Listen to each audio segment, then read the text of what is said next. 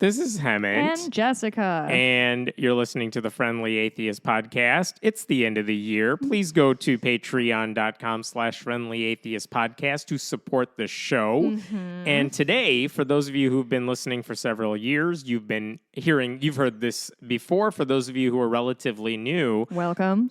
This is the end of the year show where I don't do any prep work at all. And we're not going to talk about the week in religion, atheism, all that stuff. Jessica is going to run down how shitty a year it was. Yep. And remind me of all the stories that I have dislodged from the memory hole already. This is kind of like the origin story of our, Friendly Atheist podcast Mach 2 when we went to a news thing. Because this was... Basically, I moved out to the suburbs in August 2016, and then the rest of 2016 happened. And I text Hemant hey, can I get drunk and tell you about all the ways this year was shitty? And he's like, yeah, that sounds fun. Yep. So and now we just do that every year because it turns out it didn't get better after 2016. No, it did not. Now, normally my dear friend Kate McDonald helps me with this. She was unavailable this year, so I was flying solo, and gang... It might be a mess. I'm not taking timestamps for all of you today. Yeah. I suggest, I don't know how long this will run, just flip through. We're going to try to go chronologically. Counterpoint. Just listen to the whole fucking thing. Just listen to the whole thing. What do you got going on this week? But we're just going to go through, and there's no rhyme or reason to what's being talked about. No, we're going to talk about good things, bad things. If I miss things, I'm sorry. So I have this very elaborate spreadsheet that I had to turn my iPad off dark mode because it made the colors wrong of the months, and I couldn't abide. Okay, so we start in January. All right? What happened in January? We're going to start with the bad shit that happens. Joseph Kennedy's case is accepted by SCOTUS. Yeah, the Bremerton case where he's praying on the football field. That was accepted in January? Accepted in January. Wow. Bob Saget died. Do you remember that? Yeah, that was January. Okay. So sad. Sidney Poitier That's died. racist, whatever you just did. It's French. I famously cannot pronounce French words. Sidney Poitier dies. Who, do you have any, let's see. Okay, these are the deaths. It's a pretty rough year for January, pretty rough month. Bob Saget, Sidney Poitier, Louis Anderson, Meatloaf, and Ronnie Spector. Do you know all of those people? I know all of those people. You even know Ronnie Spector? Only because crazy hair and did Phil something Spector? Very bad. Oh, is that someone else? Yeah, okay. Who am I thinking of? You're thinking of Phil Spector, her husband. Phil Spector was a music producer who basically invented modern rock and roll, was a genius music producer and a full-on paranoid lunatic who ended up killing somebody. He married the lead singer of the Ronettes. Her name's Ronnie. Get it? So she's the one who died. She's the one who died. Phil Spector died last year, maybe 2 years ago. But she sang, do you know the song Be My Baby? Be my little baby. That's her. She has this outstanding, soulful, big, brash voice. I really like it. Phil Spector was obsessed with black voices and black women, and he treated them like shit. Those are all the bad things that happened. Any thoughts on Meatloaf, Louis Anderson? They came. I feel like they all came one right after the other. I know it's all January, but I feel like they came days apart because there was just a rough comedian 1 gone, comedian 2 gone. Meatloaf And essentially, gone. Bob Saget was an accident, so obviously it was unexpected. Yeah. Meatloaf, less unexpected, more expected due to I think he was an anti-vaxxer. Oh. Anyway. Wait, before we move on, I have 2 drinks for us. Oh, God. One is a bottle of Decoy Cab, which is actually a really good cab. It's $18. Pretty expensive for me, but it's a really good little cab.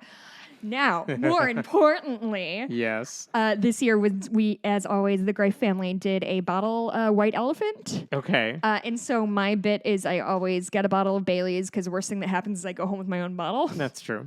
And then this year, Mikey was lovely enough to pick up the bottles for me because we needed one each. And I was like, just get Bailey's or anything that jumps out. And he's like, baby, I got a s'mores Bailey's. And so we did end up accidentally, Mikey won it for me, which was so got brave. Bailey's s'mores. So we ended up with Bailey's s'mores, and now we're going to taste it together. All right. Have you ever had Bailey's before? No. A Bailey's, yes. S'mores, no.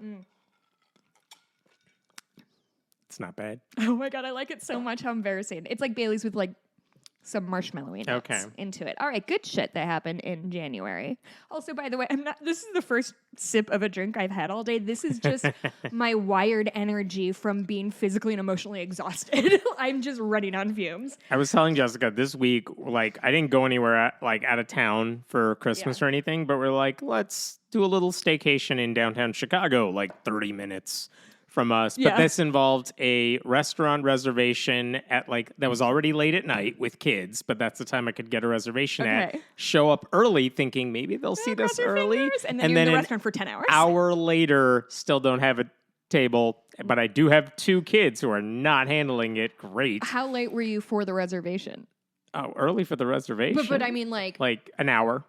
It was annoying. Okay. But then today, as we're like, all right, it's been a day. Yeah. We will go home now. Oh, look, a flat tire. Yay. And that took a while to sort out. I'm enjoying the Baileys is what I'm saying. Yeah. Continue. It's a rough end of the year. Okay. So do you remember Jax Blackmore? Does that name ring a bell? These are the good things that happened in January. Which one was that? She was an activist who took an abortion pill on live TV. I was like, what bar are you talking about? Jax Blackmore on my corner. Yeah. I don't know why that's a Boston reference to me. Blackmore. She took an abortion pill live on TV and was just like, oh, I just did it. And they're like, she's a Satanist who was doing one of those live streams with an anti-abortion person. And you're right, trying to show people it's not that big of a deal to take an abortion pill. And this is long before the Roe v. Wade stuff went down. January. So I do remember that. I'm sad. I hadn't thought about that for a while. That was a great clip. Yeah. And then Jerry Falwell Jr.'s Vanity Fair article. Do you remember? Remember any favorite moments from that? That was like looking back at him like he did an interview with them. How did we get here? How did you fall that far? And I have not watched any of the recent stuff, like the documentaries, the limited series. And I don't know why it's so far up my alley, but I feel like I know it. I think there's nothing in there that I don't know. I know it's lurid, and I know some of the details are hilarious. But like the pool boys story, I already heard. Yeah, I will say though, every time I see a documentary and I'm like, oh, I know all about that, I always learn. Like I never know as much as I think I do, and I'll. If I watched it, I will. Do you have, I think it's an ADD trait that like if somebody is like, you'd really like this, and you're like, I know I would like it, I just cannot make myself watch it. That's how I feel about books now. Oh, there's so many that I've seen recommendations for that they're amazing, and I'm like, oh, I can't do more than an article anymore. There's a couple that I'm like, all right, I should try this one. I read a book in 6 hours yesterday. Look at you. I literally went over I just needed some alone time, so I went over to the bar near me, had a couple glasses of wine, started a book, brought dinner home. That's my jam. And then we watched like one episode of something. We've been watching The Mole. We need to talk about that. It's so fucking funny. I watched the original Mole. That's what I'm talking about. The one with Billy with Anderson Cooper and stuff. The latter seasons of the first chunk are celebrities, and Corbin Bernsen and Billy Baldwin. This means one of the Baldwins. People, I'm not. There's an audience that's listening to us, so you just have to roll with the punches for like a minute. And Billy Baldwin is he's like a walking pile of cocaine and just yelling at people. It's absolutely insane. It was very funny. But anyway, I watched like one episode. I was like, can I go back to reading my book? And guys, they ended up together. Spoilers. All right. So Breyer announced his retirement. This is the first time we heard of a justice retiring that we are happy about in quite some time. Right, because people had been pushing for him to retire. Yeah. By the way, we didn't talk about this last week. I had it on my notes, and then we just didn't get around to it last week. But here's an open question for the next 2 years, now that Democrats definitely have control of the Senate. Both of the Sotomayor and Kagan are both at least 60. And, I mean, Sotomayor has been open about her health problems. Oh, yeah. They're like, they probably have another 20 years in them if you let them be. However. But the risk is after 2024, there's a good chance Democrats are not going to have the Senate for a really long time, plus the presidency at the same time to nominate a Supreme Court justice. Right. And the strategic thing to do is, even though they are amazing, tell them to retire on with the same rules that Breyer had in place, which is, I will retire after my nominee has been confirmed. And just say, like, look, yeah, you are. do that? Yeah, that's what he said. He's like, I will step down as soon as my replacement has been confirmed. And there was no issue after that with Jackson. But Sotomayor and Kagan just say, look, you're older. We need you on the court, or we need people who think like you on the court. Right. So step down and get replaced by 2 30-year-olds who are amazing. I know. And at least get those 2 seats secure, because we need those seats, because the worst thing that could happen is a Ruth Bader Ginsburg issue happens 2 years from now when, like, DeSantis is president and God. Republicans run the Senate, Yeah. in which case you're going to get another Clarence Thomas replacing one of them. Yeah. That would be a disaster. Yeah. Mind you, there are Republicans on the court like Thomas and I think there's one other one who are Clarence Thomas is older than both of them. But again, he's not going to step down right now. He wouldn't unless No, he has to make sure Ginny gets away with whatever she has to. so Before he's not going to leave. So this He's isn't on the bench to pardon her. this isn't a That's a good one. sexist thing, because no one's on the progressive side is calling for Sotomayor or Kagan to leave because they're women. They're both women? Yeah, I could not compute why. I have heard that. And it's not anything, it's not about their age either, because yes, Clarence Thomas is older than both of them. It's saying you are the 2 we need, and both of you have, like, health issues, and both of you are older, older. To be fair. So leave now, step down. You have 2 years for Democrats to get your replacement in order. And Biden is at least aware of what the issues are. He'll nominate he's not going to pull a Kathy Hochul and nominate a weirdo for that seat. I just think it's really funny that people are like, what? How come you're not pushing Clarence Thomas to retire? Like, dog, I would welcome his retirement. Yeah, I'm just Clarence trying to Thomas work within joined the them. world. But that might be a that's given. story if either of them decides to do the strategically correct thing, which the Supreme Court hates to talk about. That would be a huge story next year or the year after. For many reasons. Because it's not supposed to be that way. Yeah, it shouldn't be. Like, not to be a child, but we didn't start it. We don't live in the world where everything just happens nicely. Yeah. You look at this. And by the way, both of them, Sotomayor and Kagan, Sotomayor especially, understands how the Supreme Court has been politicized.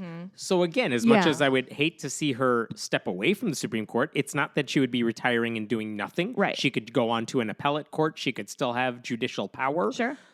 But I would easily replace her with a 30-year-old with the same qualifications and the same mindset. Yeah.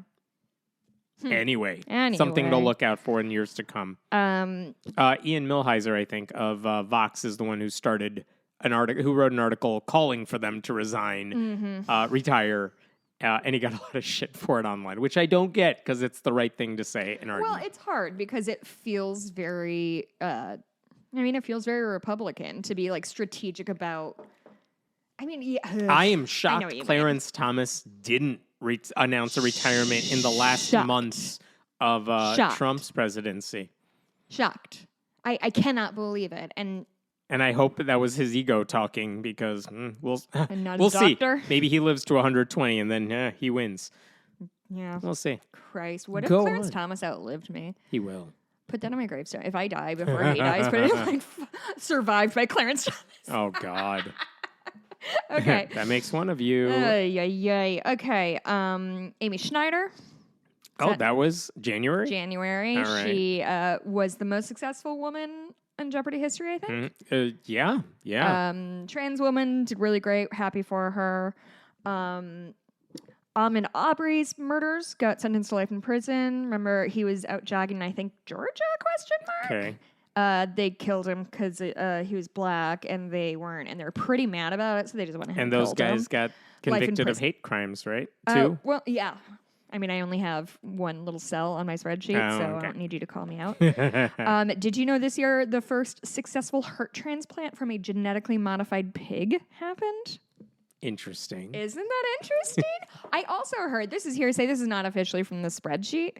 Apparently, they are starting to realize that you can harvest organs and put them from a dead person and put them into a living person, and it might catch up, like a liver, for example. You had me at harvesting organs. Okay, so you know how your liver can regrow, so that's how you can do a live liver transplant Are you nodding because you actually know, or you're Go nodding because you don't on. want to sound stupid on your show? No, I mean, if I wanted to sound stupid, nodding on a podcast would be the way to do it. So basically, if somebody needs a donor liver, you can give part of yours, and they will both grow to full size. It's one of the only body parts that does that. I feel like I should have learned this. I'm sure I did. You took a year of medical school, my dude. I'm a grown-up horse girl. I left for a reason. For the well-being of everyone in the Chicagoland area. But apparently they're saying that you can harvest, like, say, a liver from somebody who's brain dead instead of, and anyway. Or not even brain dead, because they can obviously already do that. But I think, like, fully a deceased corpse. Maybe So I shouldn't have talked about something that I didn't do No, research go on. It won't backfire at all. Okay. New York Times buys Wordle. That was January. That was January. I gotta say, it doesn't seem like they've butchered it. They've made whatever mistakes you expect a word game to make, but I think they migrated over whatever words were programmed into the game already when they bought the Wordle software, whatever website. And one of them was the word abort. And that word coincided with the Roe v. Wade stuff that was happening. Zoinks. And it was a total coincidence. Of course. But they seem to have done well. If people are getting sick of Wordle, it's because it was a meme and it for the people who are latecomers or whatever, they're not into it. But they seem to have just taken it and it's doing its own thing. And the people who like it still like it. They didn't ruin it. I've been doing it since at least February, maybe January, but I'm also the person who doesn't really notice minor. Everyone's like, "Oh my god, they changed the algorithm." I have no idea what you're fucking talking about, but I notice no appreciable differences. Yeah. I can text my mom every day my score. That's how we communicate now. I like it. Okay, so Robert Durst dies. Do you know who that is? The guy on the HBO thing that gave up his guilt. Truly, that finale, which spoiler alerts for that, I guess they do these little. So okay, Robert Durst is an asshole and a murderer who grew up really wealthy and damaged. He has kind of lost his mind. He's definitely murdered several people, admitted to dismembering their bodies, and is just this wild person who sows chaos wherever he goes. And they sort of tip their hand that he tends to mumble to him. He talks out loud to himself, and they're like, "Hey, dude, you're on a hot mic, so just be careful." And then at the end, they ask him a really hard question that's kind of shows that we know what you did. And then he is on a hot mic peeing, and he goes, "Well, they know you've done it. Killed them all." And it's well, you did it. The ending for our one of the series. most outstanding moments of television. Anyway, he just died. Peter Bogdanovich died. Now, this might be a controversial person to include in the good shit list. Peter Bogdanovich was a really, really prolific. I was going to say profound, prolific filmmakers. He did Paper Moon. You might have heard of. Essentially, though, what he really was taking the credit of his work. Of his wife, Polly Platt, who's actually the one who made all of the magic happen, which you can tell because he won an Oscar or two when she was with him. And then as soon as he left her for Sybil Shepherd, I want to say, maybe. All of this means nothing. Sybil Shepherd, all of his movies flopped, and he was never really successful again until I think he hitched his star to another successful woman. Okay. You must remember this, something about Forgotten Polly Platt. I would listen to it. It's very good. Media things. Yellow Jacket finale happens. This is a good show. Fucking rules. That's coming up in March. Very excited. Elmo versus Rocco came out. Do you know this? No. Apparently, since fucking 2004, Elmo, the Red Muppet, has had an ongoing feud with The Rock. And it's truly one of the funniest things I have ever seen. It's just his one friend has a rock that she says, "Oh, it's my pet rock, Rocco." Rocco wants the last piece of pizza. We're late because Rocco did everything. And Elmo's like, Rocco is a rock. He literally says, "Tell Elmo how Rocco was late. Tell Elmo!" Loses his mind. It's very funny. I would recommend it. Do you want to? No, never mind. I was going to say we should put the clip in. Shut. Okay. We don't talk about Bruno passes Let It Go as the biggest Disney hit ever. Loved it. Song of my summer. Mm-hmm. And then The Woman in the House Across the Street from the Girl in the Window was so good. It's a Kristen Bell spoof on true crime, like the woman in the window kind of deals. And she, honestly, its biggest flaw is that she's so convincing that I kept forgetting it was satire. Like, it really walked the line of, like, something being satire or not. Very good. Outstanding. So that was January. Cheers to January. You're 20 minutes in and we're barely done with January. You siderailed us. Okay, the Olympics happened. Remember that? No. I honestly remember nothing about the Olympics. Didn't watch it. Caught headlines. I just had to look down to see it's February, so it was a Winter Olympics. I truly didn't know. Okay. Okay. Do you remember this? I actually went through our episodes and pulled stories from that, too. Do you remember the Baptist preacher who had his future son-in-law arrested because he was putting flowers on his dead daughter's grave? Yes. What a wild story! How did that? I don't think it got resolved. I think this guy's just a monster. Yeah. Huh. Yeah. Interesting. Do you remember this case that SCOTUS agreed to hear about the anti-gay Christian website designer? That's still happening. That's going to happen. I was wondering why I hadn't heard anything about it, but they agreed to take that. I think they already did oral arguments for that one, and it'll be June when they announce that decision. Any thoughts? Any feelings? It's not going to end well. Yeah. They'll find a way to say Christians are allowed to discriminate no matter what the rules are. Yeah. That's where they're heading. Yeah. And the only question is where they want to draw the lines. But the slippery slope of it is if you let Christian business owners get away with discriminating against customers for arbitrary reasons that have to do with their bigotry, like at some point it's going to I hope it backfires in the sense that people get so pissed off, and that's the only thing that not people like us, but people who don't pay attention to any of this stuff, I hope that's what they associate with conservative Christianity, because they should. It seems to have been... They're not going to the Supreme Court to say, like, Jesus wants us to donate money to the poor. Of course. No, it's always like, no, I hate gay people, and I need the Supreme Court to let me hate gay people more. Yeah. And I mean, I feel like the Roe v. Wade decision backfired on the GOP in a pretty major way. Far. So it's got to keep going. I mean, it didn't backfire in the sense that it worked. They got exactly what they wanted. So in red states... But that's not what backfiring is. Right, backfiring is they got what they wanted and it went poorly. In red states, they got exactly what they wanted. Where it hurt them is in purple states or blue states, where in blue states they're expanding abortion rights as quickly as they can get away with it. And in purple states, it became a big issue in the elections, and it hurt candidates. Yeah. That's the backfiring. That's great. But it was never the problem in blue states or states neighboring blue states, because like at least you could get access to an abortion by and large. Right. Most people who needed one could get one. But if you're in like whatever, southern Mississippi or Alabama or something, the little bit of a window you had to get health care that you needed is basically gone, except for people who have the means to get it elsewhere. That's where the conservatives got what they wanted.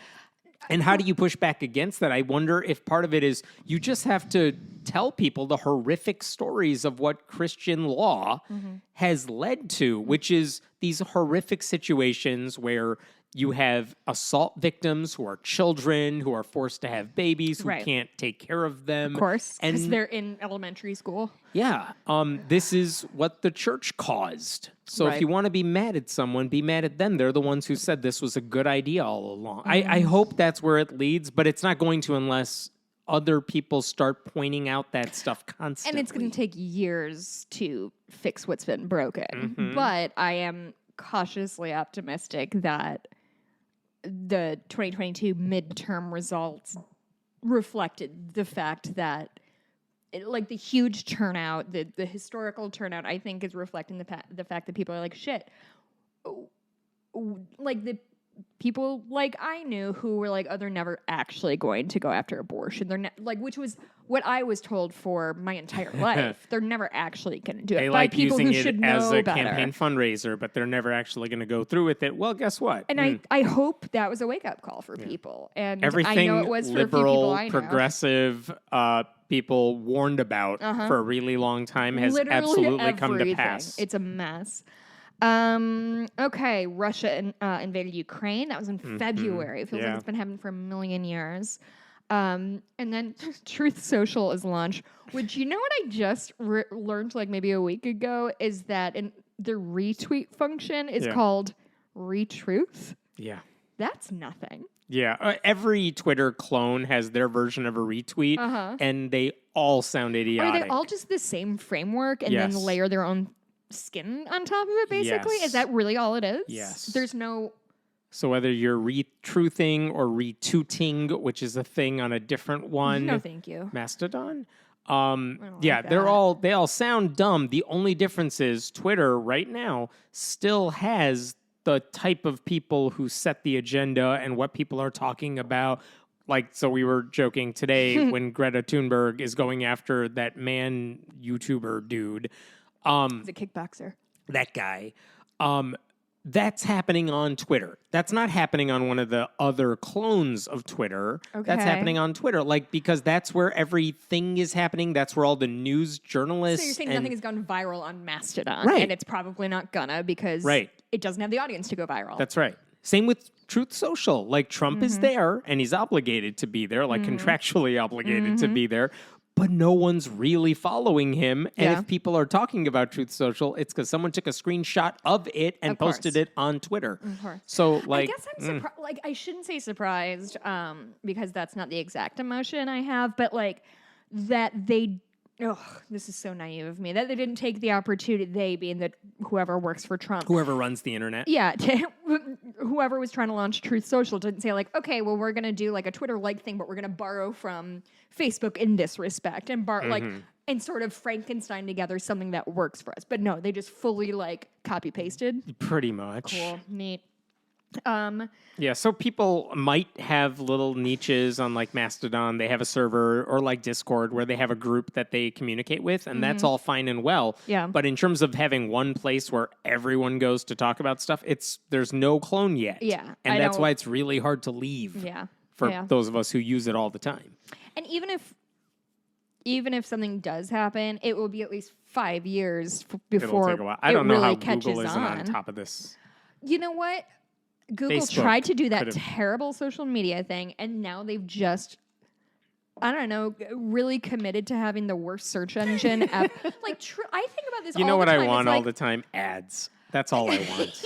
I truly think, like, how is it that, like, Ask Jeeves technology is better than what I get? I have to go into Reddit threads to find answers on anything because...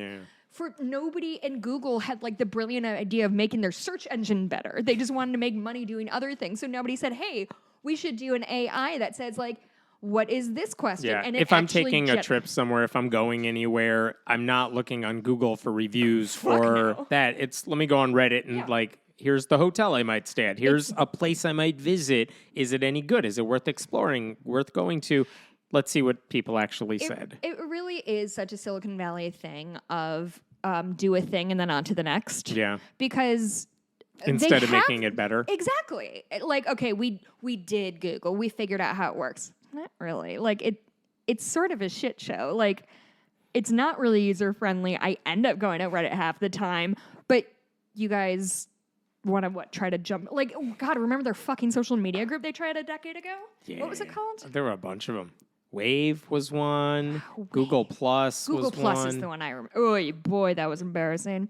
Okay, so those are the bad things in February. Good things. You ready for them? In February? Mm-hmm. Okay. Fewer than half Americans are, quote, absolutely certain God exists. It's the first time that dipped below 50%. Exciting stuff. The House. Half of Americans have some religious doubt. Hey, that's a new one. It's truly, like, pretty incredible. Beep, bop, boop. Oh, the House launches investigation, and it launches an investigation into Trump's handling of documents. This was an exciting time for all of us. The RNC said that January 6th rioters were, quote, engaged in legitimate political discourse, which is real outstanding work by RNC leadership. Like, that's what they could come up with together, all of their dumb, empty heads. Here's a question. Was all the January 6th subcommittee stuff this past year, how much of it was worth it? Was it worth it? Because now they've released their report. And if it doesn't lead to Trump getting indicted by the Justice Department, will it have been worth it? The argument from the people on that committee has been this, whatever happens, like we've done our job. Our job was to get the facts and put it out there so people could look back on the facts 10, 20 years down the line. Right.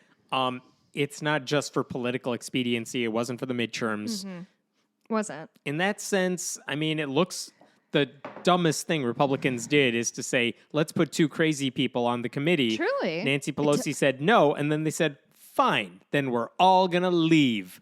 And they all left. And Pelosi's like, you know what? Just to be nice, I'll add two Republicans who are quote unquote moderates, Cheney and Kinzinger, on there. And they were fine for that committee. But that means, it was so unusual to see primetime committee hearings and all that stuff where it was just everyone seemed to be on the same page, talking about the same stuff, didn't have stupid, like, you know how every time there's a Supreme Court hearing, like of Jackson or Amy Coney Barrett, and like every other person is saying something just completely pointless or like, I don't want to criticize you. Tell me about your kids. Right, and it's like no one cares. I'm not voting for her kids. Right. The Supreme Court doesn't care if she has kids. But on this one, every one of them was contributing something to the fold. You didn't have distractions. You didn't have someone saying this is all a hoax. It's a waste of time. None of that. It was just a functional government thing. And it was still making headline news because it was so because you get Josh Hawley but running across the scene with, just running away from the people he raised his fist at. So, it was kind of interesting as a political junkie to just see like, oh, look, a functional government committee doing actual useful things. Yeah. Imagine, and same thing with some of the bills that Biden signed, like not nearly as progressive as I would have hoped they would have been. But in terms of getting shit done and like passing stuff that will have dividends down the line, it happened. But they're not like that interesting to a lot of the people who report on it. So they get downplayed as like, whatever, it's the least he could do or something. It's like they were freaking huge. Yeah, well, and I think the fact that I think people get bored by like competence. That's exactly what I was about to say, is that even if it was boring, in a way, it still attracted enough attention, and it wasn't because of like watching a train wreck like it was in the Trump era. Everybody was paying attention to politics during the Trump era because it was always something new every single day, something fucking insane that he would say. And now people are, when they are paying attention to news, are doing it because there is a calm, collected, orderly hearing, which is, boring television, but certainly a better way to run a country. And I think people are, maybe I'm projecting, but relieved that things have somewhat settled back into normalcy, that every single fucking event that happens in the House isn't going to be an explosion. Yeah. I just think there's something we're all you'll have 2 years where it'll be completely incompetent in the House. Yeah. Not excited about that. So that was fun. I was looking because I was like, are you not mentioning the Oscars in February? And then I realized that was March. End of March. Wow. Can you believe it? Let's see. KBJ nominated to SCOTUS. We rejoiced. Good pick. So far, so good. So far, so Skated good. through that nomination process with relatively little, Lindsey Graham nonsense that we will touch on in a couple minutes. Rihanna revealed she was pregnant. We're all very excited. Tom Brady announces his retirement. I would pause on that before you get to feeling your way. The show Severance premiered, which I really like, although I remember very little about. Most so important, it worked. Most important thing that happened in February was this chick who, do you know the Uncut Gems chick? No. Basically, she said she was What's-His-Face's muse during Uncut Gems, which he wrote and directed. But she said, I was his muse for Uncut Gems. And the way she said Uncut Gems is we couldn't. Wow, the vocal fry on that. Uncut Gems. There's women around the world cackling about this because they forgot about it and they blessedly remembered it. It's just this wild woman saying wild shit about herself in a wild way. Outstanding work, internet. Good job. Okay. All right. That was February. All right. In March, do you remember Ken Ham's list of grievances? Ken Ham's list of grievances? What are his list of grievances? Oh, don't worry. I linked to it because I'm a professional. I linked to your own tweet. Oh, good. This guy? Oh. Go ahead and tell him about it. Yeah. So he has... Sorry, I'm Xing out of this for a second. He has a slideshow that he's given for decades, and he keeps updating it every now and then. And what was new is his latest version of the slideshow has all the flags of horrible things that people might be worried about. Flags and they usually... generous. They're rectangles with little triangles cut out of them. And it's There's just... no graphic You're design right. love It's here. a list of grievances that if you followed a biblical worldview, you would be against. And, things like... pedophilia, pornography, LGBTQ. That's it. It just says LGBTQ. But what was different this time around is that his updated version has all the flags he could fit on one slide, which is hilarious. Such garbage He's graphic so design. good at graphic design. But they had things like woke.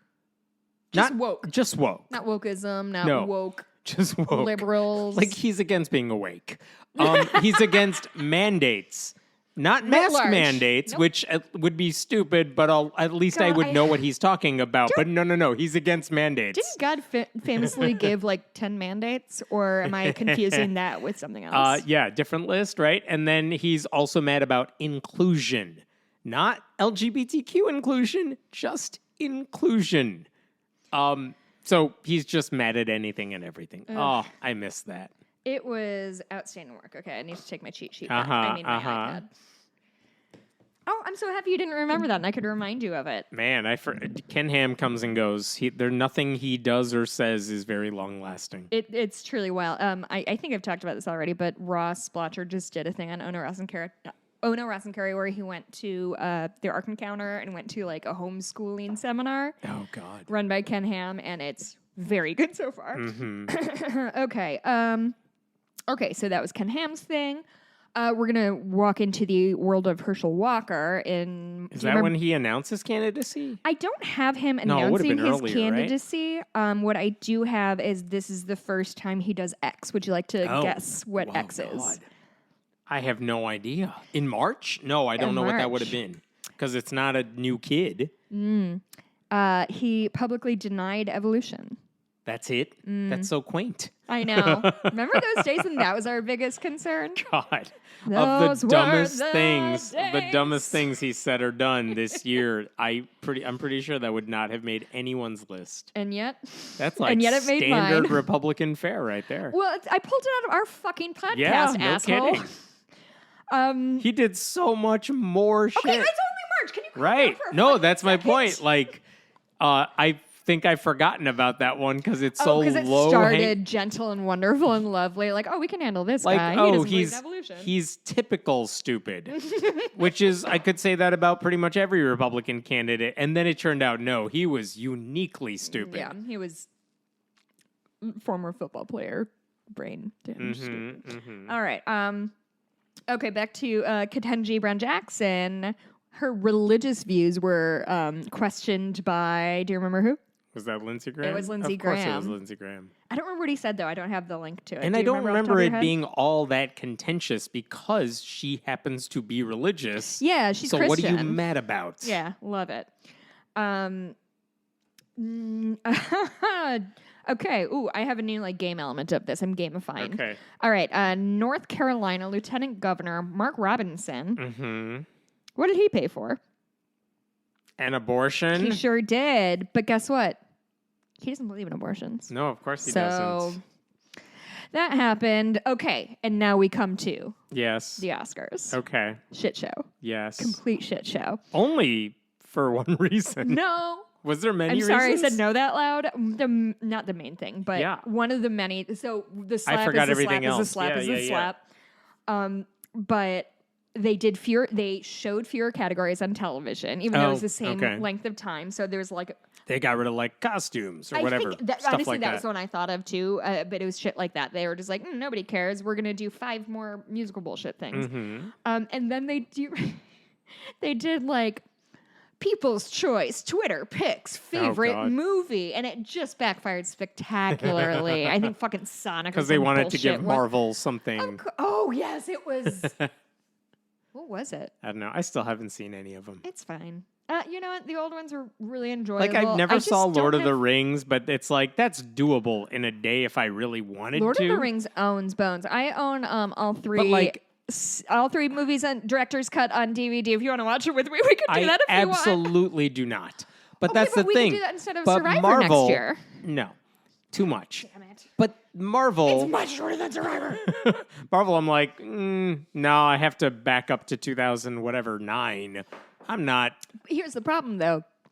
They do get, like, more or less worse as they go. Like, if you want, like, the first Avengers, the first Iron Man, delightful. Well, Iron Man is one thing, but like, how do you watch Avengers if you haven't seen any of these other people? Like, well, the very you can't first just Avengers, jump into it, can you? Well, the very first movie, it was their launching off point. So, was it? Well, they introduced, like, we already had been introduced to Iron Man, and oh God, and then Captain America. Was like 6.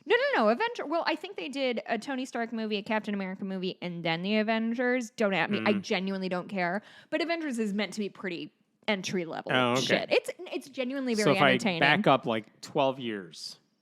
Yeah, I mean, I would say don't even like go through all of them. I would say I'm totally fine with doing with that what I did with Star Wars, which is I'll catch some references and I'm good for life. I would say the first Iron Man worth watching, first Avengers worth watching. I did see Iron Man 1. Okay. Did you see it like back in like 2008 when it came out? No, I saw it like yesterday. It was fine. I got nothing out of it.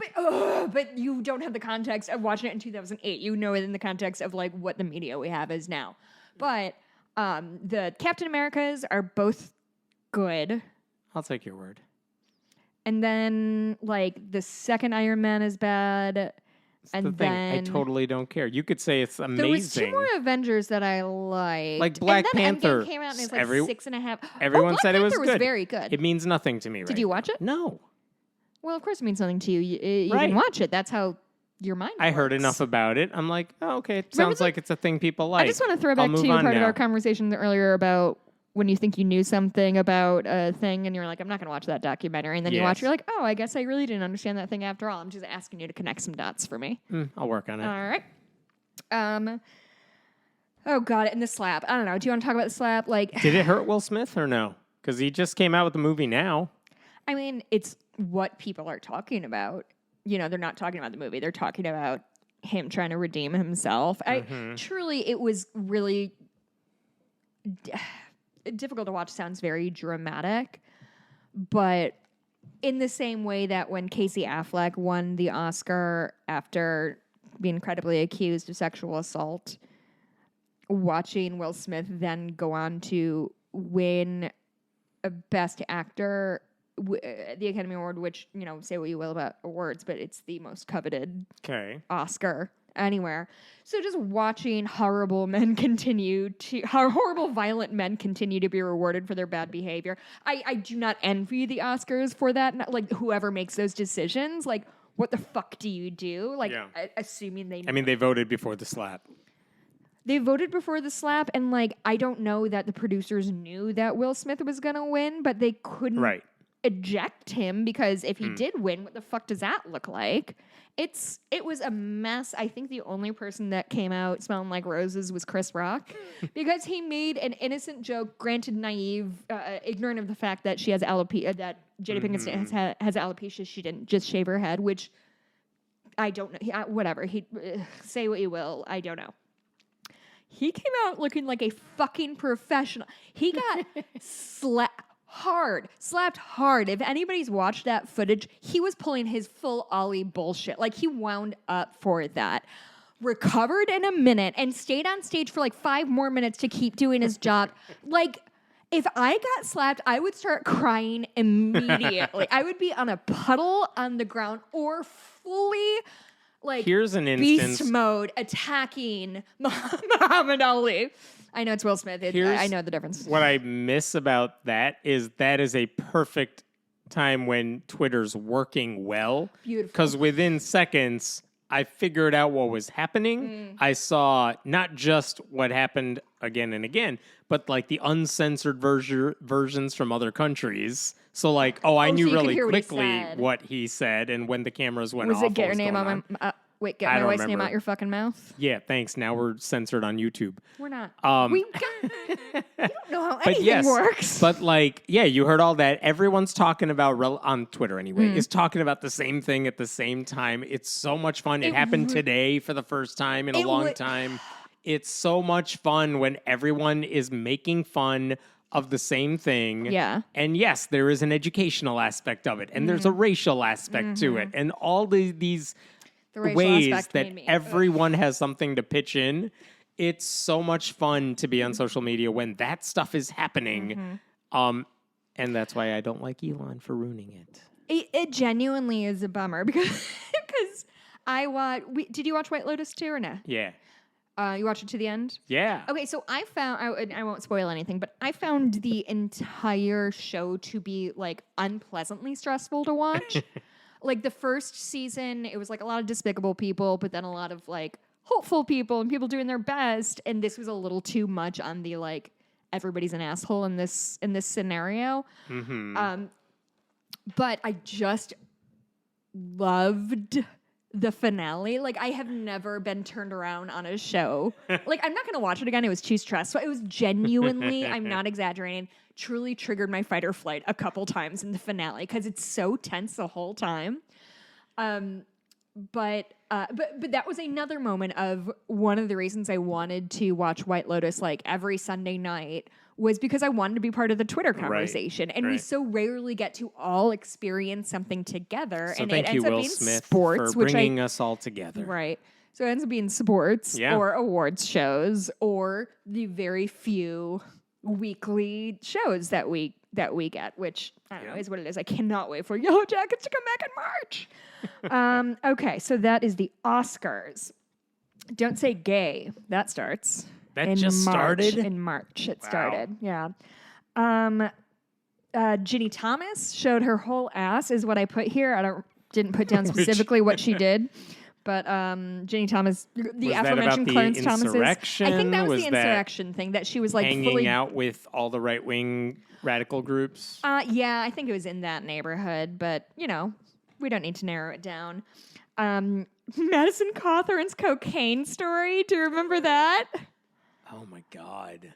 He was like, world ago. Yeah, he was like, I got invited to a Washington insider party, and there was cocaine there. And everybody's like, you fucking narc. Yeah. Who else was there, buddy? Who else was at this party? I don't think he named... Did he name names? No, he didn't, because I'm pretty sure he lied about it.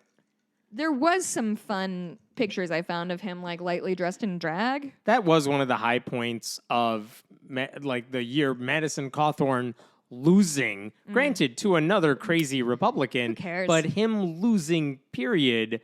Like, at least someone got a consequence for being an asshole in Congress. Almost none of Trump's endorsees got elected in the midterm, which is... In competitive races, they did not. Like, Marjorie Taylor Greene won her victory, not surprisingly, but she, I think, lost 10 points from her last time that she won in a red area. Like, so she decreased. Lauren Boebert got close to getting knocked out. But Cawthorn did get knocked out in the primary. Which, that happened to fucking Liz Cheney. So, but I think it's it's just an interesting thing to watch people get mad that their terrible right-wing electors are not doing their job, and they're like, you're not doing it good. I'm going to replace you with somebody else equally insane, and they'll do it badly, too. Yeah. I think they're just going to run out of people. Yeah, at some point, you would hope some of these people realize that the Republicans that they're electing aren't getting shit done for them. That's what I'm saying, is like... There was a story, it was in the Washington Post this week, like they interviewed someone who lives in Marjorie Taylor Greene's district, who fits the profile. Like, I think the opening was like, you know who this guy is going to vote for because he is a young white guy, works in a blue-collar job, doesn't have a college degree, Here's some more background about him. And you would totally assume based on that, okay, he's going to vote for Trump. But he went there and he said, no, I'm voting for these other people, like the not by Trump endorsed people, because he was sick of what it was doing to his community. He was tired of all the shenanigans, more or less. Truly. But the whole article was like, yeah, he's the weird guy in the community for thinking that way. However, there are clearly other people like him. Weird guys. Because that was in Georgia. That was in Georgia where Warnock won, and he was voting for Warnock over Herschel Walker. Because even this guy was like, Herschel Walker's a joke. Like, no, I'm not voting for that. I mean, in a so close race, there are those people out there, but not as many. And the question is, how long will it take before the other people realize that all their grievances and their anger and the stuff that Trump brings out in them is not helping them? How long will it take, and what would it take? Well, truly, because, I mean, God, think of they lived through 4 years of Trump where he didn't really do anything to help. He gave them something to rally around, which is something we're talking about now. Like, it's fun to be surrounded by people who think the same way you do and, like, are making fun of the same things. But you have to think that after 7 years almost of like whatever Trump promised, and all of these people come in the house and make up a stink, but they haven't helped anybody. I mean, if you want health care, who are you going to vote for? Truly. If you want higher wages, who do you want to vote for? It's insane. Are we still in March? Yep. Jesus. All right, you have 4 minutes to finish the rest of the year. We're not going to do this at all. I'm in control. Madeleine Albright died. That was sad. Do you remember the SpaceX story about one of Elon Musk's employees?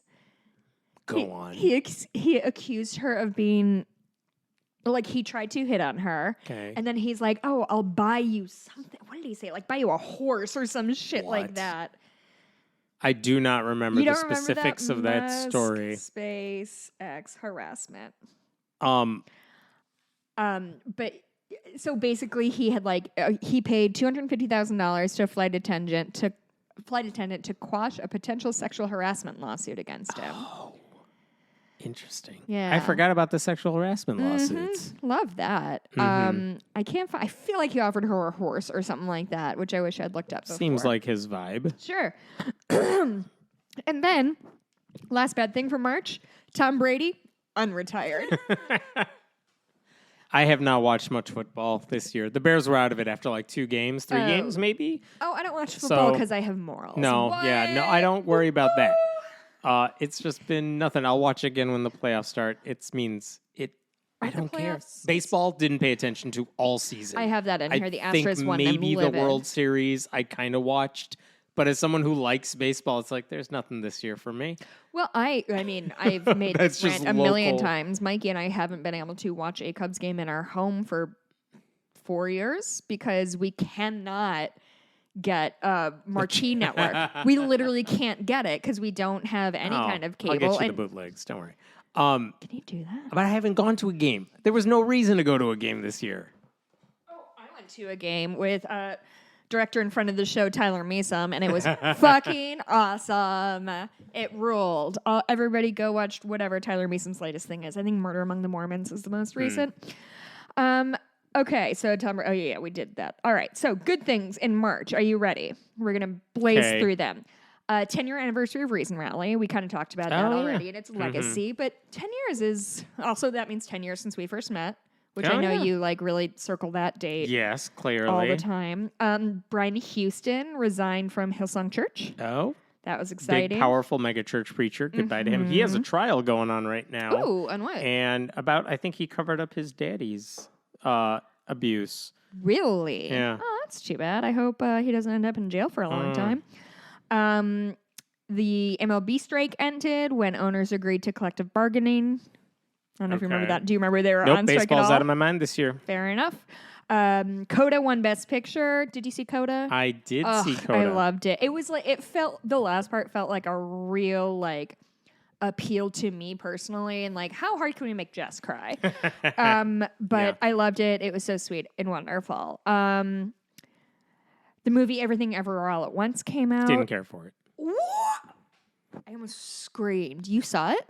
Some of it. And Okay. And then I'm like, nope, not buying into this. Don't get why everyone likes this. Okay, it's not your fault. You're an idiot, okay? Like, not everybody can be good at everything. You're good at remembering court cases and numbers and things like that. But unfortunately, you have appalling taste in the arts. It was cute. I like the uniqueness. And then I'm like, oh, they're just fighting? I don't care.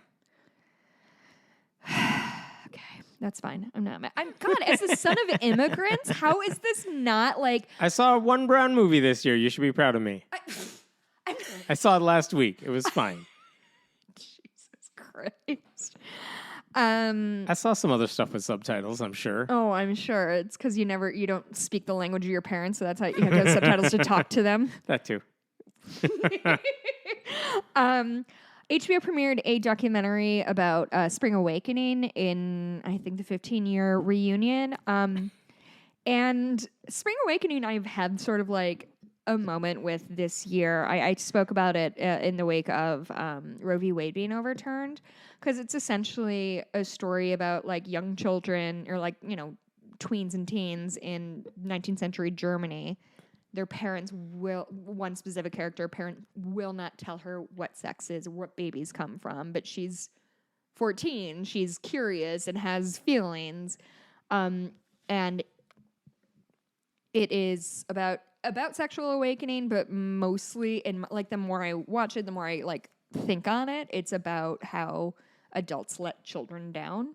Okay. Because there's 2 adults in the thing and they play all of the parts. So it's like she plays the teacher and somebody's mom and somebody else's mom, because it doesn't matter who. Wait, why is Spring Awakening in the news again? Because they did a reunion documentary about it. Oh, okay. There was a documentary on it. Got it. But anyway, I want to talk about it because it kind of hit me, especially there's a song about sexual molestation of like a dad molesting his daughters, or 2 separate women tell the story. And it really sat with me that the women who sing that song kept saying like, well, it happened to me, and I know it happened to hundreds of other girls because they all came and told me after they saw this song.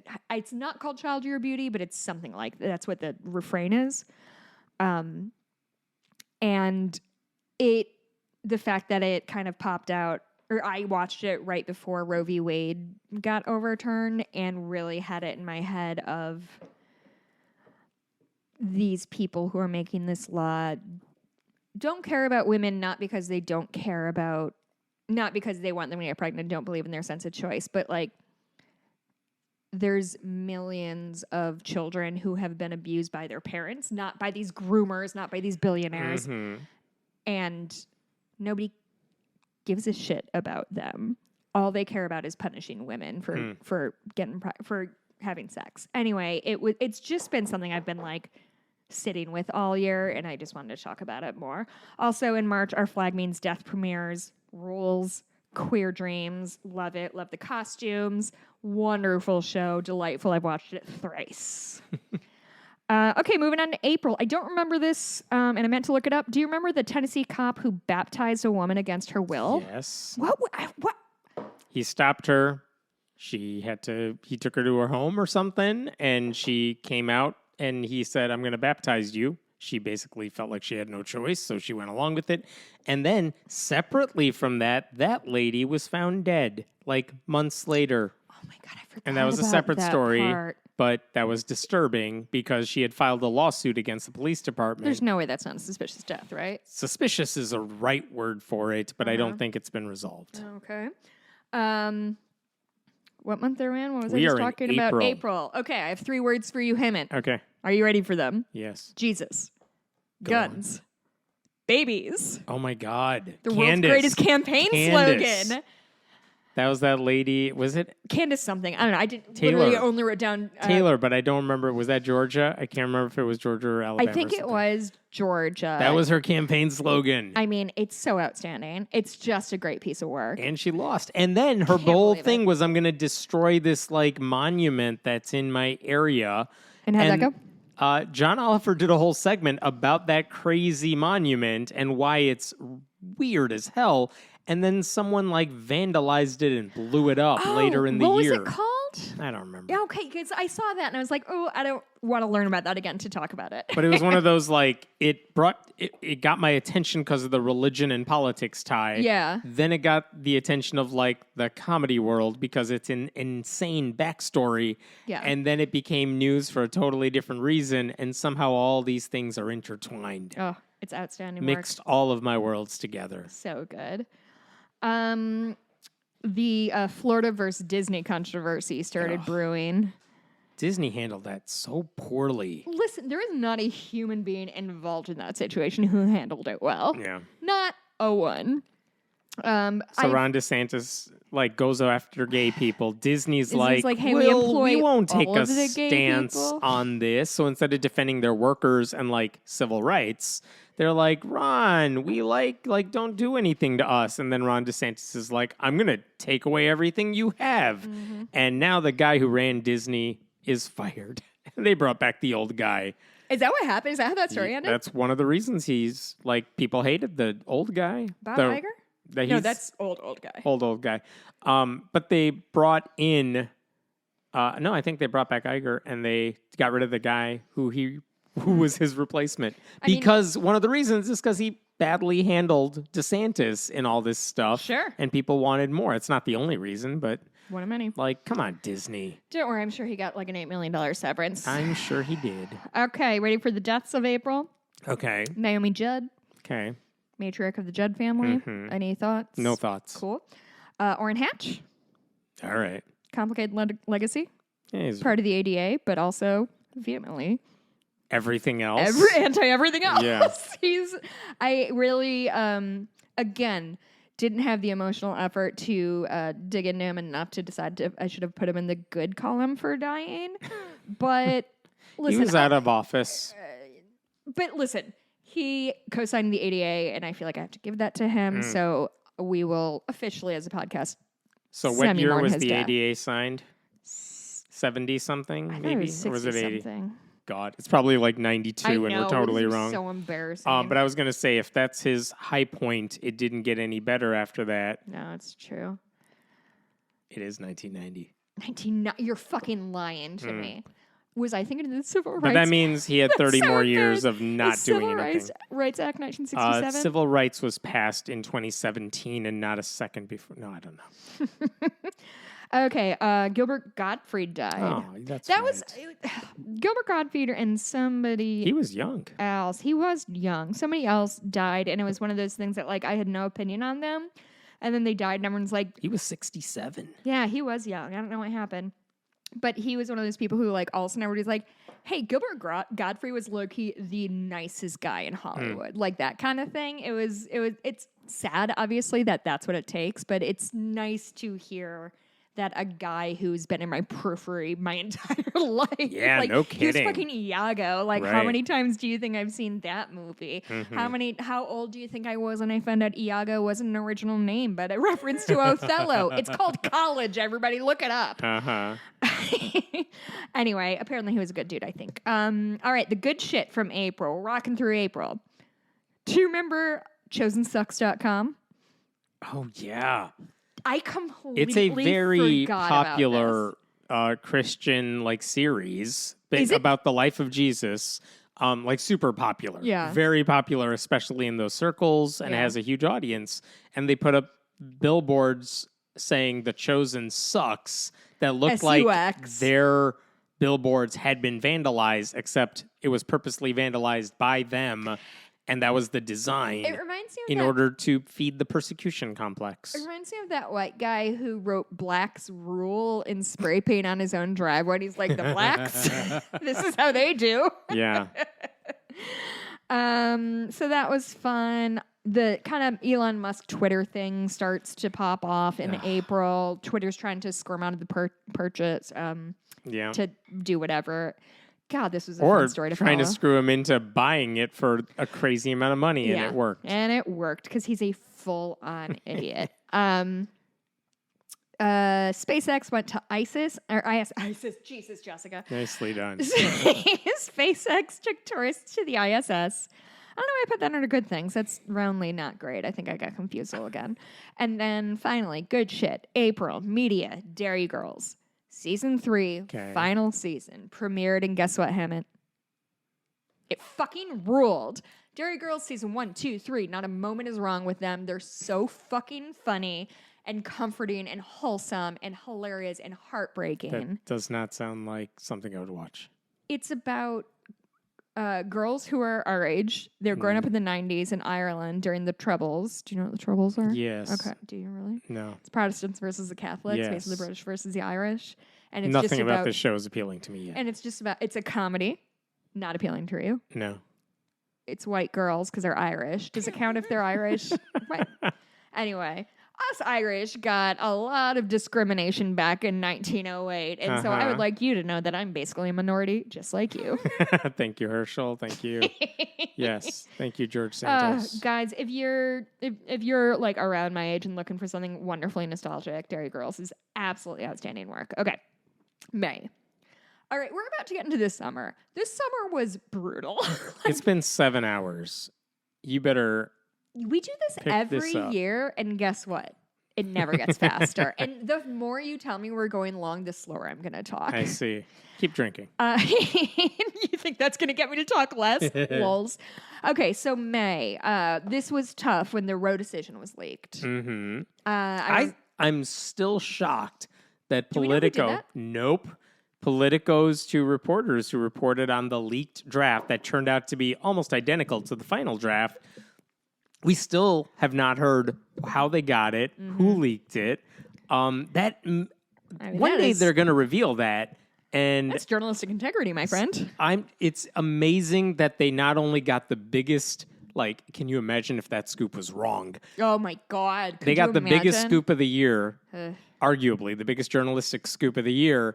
And no one knows how they got it. No one else beat them to it. No one else could even double check it because no one else, like usually someone scoops it and they can verify it and no one could get it verified. They must have known the source was trustworthy if they went without a confirmation. Like that's damn. Just an incredible scoop. Real good reporting. And it turned out good reporting. And I think the one thing that did, besides tell us, holy shit, this is going to be bad, that meant the actual Roe decision. I mean, I'm setting aside how dangerous the decision actually is because we know that. Yeah. But it took the air out of whatever Alito wanted to do because when it finally got handed down a month later, it was like, that's what we expected.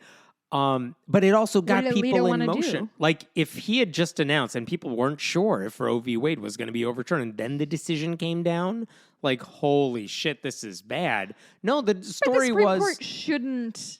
Wait, I guess I'm confused. What is it better or worse that it got leaked? It's better that it got leaked because the coverage got to focus on, holy shit, if this is the actual decision, so this is wild. A month of these are Alito is insane. The Republican Supreme Court that is signing off on this, if this is indeed the final version, they are all this crazy for signing off on this, or at least 5 of them turned out to be. And there was enough dialogue about it that it spurred like what happened in Kansas later that summer. So I'm glad it got leaked, and I'm glad whatever they thought was going to happen, like maybe the theory was they leaked it, like a conservative leaked it, Ginny Thomas leaked it, in order to preserve Kavanaugh's vote or whatever the theories were, so that if he was even thinking, this might go too far, you guys, I'm not happy with this, well, guess what? You back already... him into a corner? You're backed into this, because if you back out now, they'll know liberals got to you. If that's the theory, whatever. Clearly, if anybody changes their mind about anything, they're weak and need to be done away with. And the thing is, again, there was a month of coverage that was purely about how insane this is going to be. If this is the case, it gave us a month head start to figuring out what the next steps would be. If that was the case, like, what are we going to do for these women? What are we going to do for the people who need the help? Yeah. We need to get our shit in order. And if that all happened a month later and it was a surprise, and it happened in a week where they were already handing out all sorts of monumental decisions already, it would not have gotten the same type of coverage, I don't think. Yeah. So as a person who writes on the internet, is that scoop itself, I don't think got enough credit as it should, because it has stood up. Do you think it will win a Pulitzer? Yes. I think so, too. I think so. I think it should. Next year. I think it should. So that happened. the thing. Do you remember the thing in Kansas with the police vehicles that had "In God We Trust" on them, and they basically they decided to remove "In God We Trust" after some protests, and then other protests happened, and it got redacted or I think the story we talked about was that, hey, look, a city in Kansas did the right thing. Yeah, and then a week later, like, JK, LOL. Yeah. The boop, boop, boop, the Heard Depp trial happened all summer and just thoroughly bummed me out the whole time. Congress tried and failed to codify abortion into the Constitution. There were baby formula shortages in the U.S. I'm not sure if that's happened in May, but let's never forget that the GOP was not interested in helping anybody in that particular situation. Joe Manchin blocks the abortion bill because he's an absolute asswipe. Who's up for re-election in 2 years, and he's the best chance Democrats have. And he'll probably lose. I don't know who we could possibly replace him with, who is state, electable in West Virginia. Nobody. Absolutely not. The question is, do you want Joe Manchin or do you want a Republican? The answer is Joe Manchin all the time.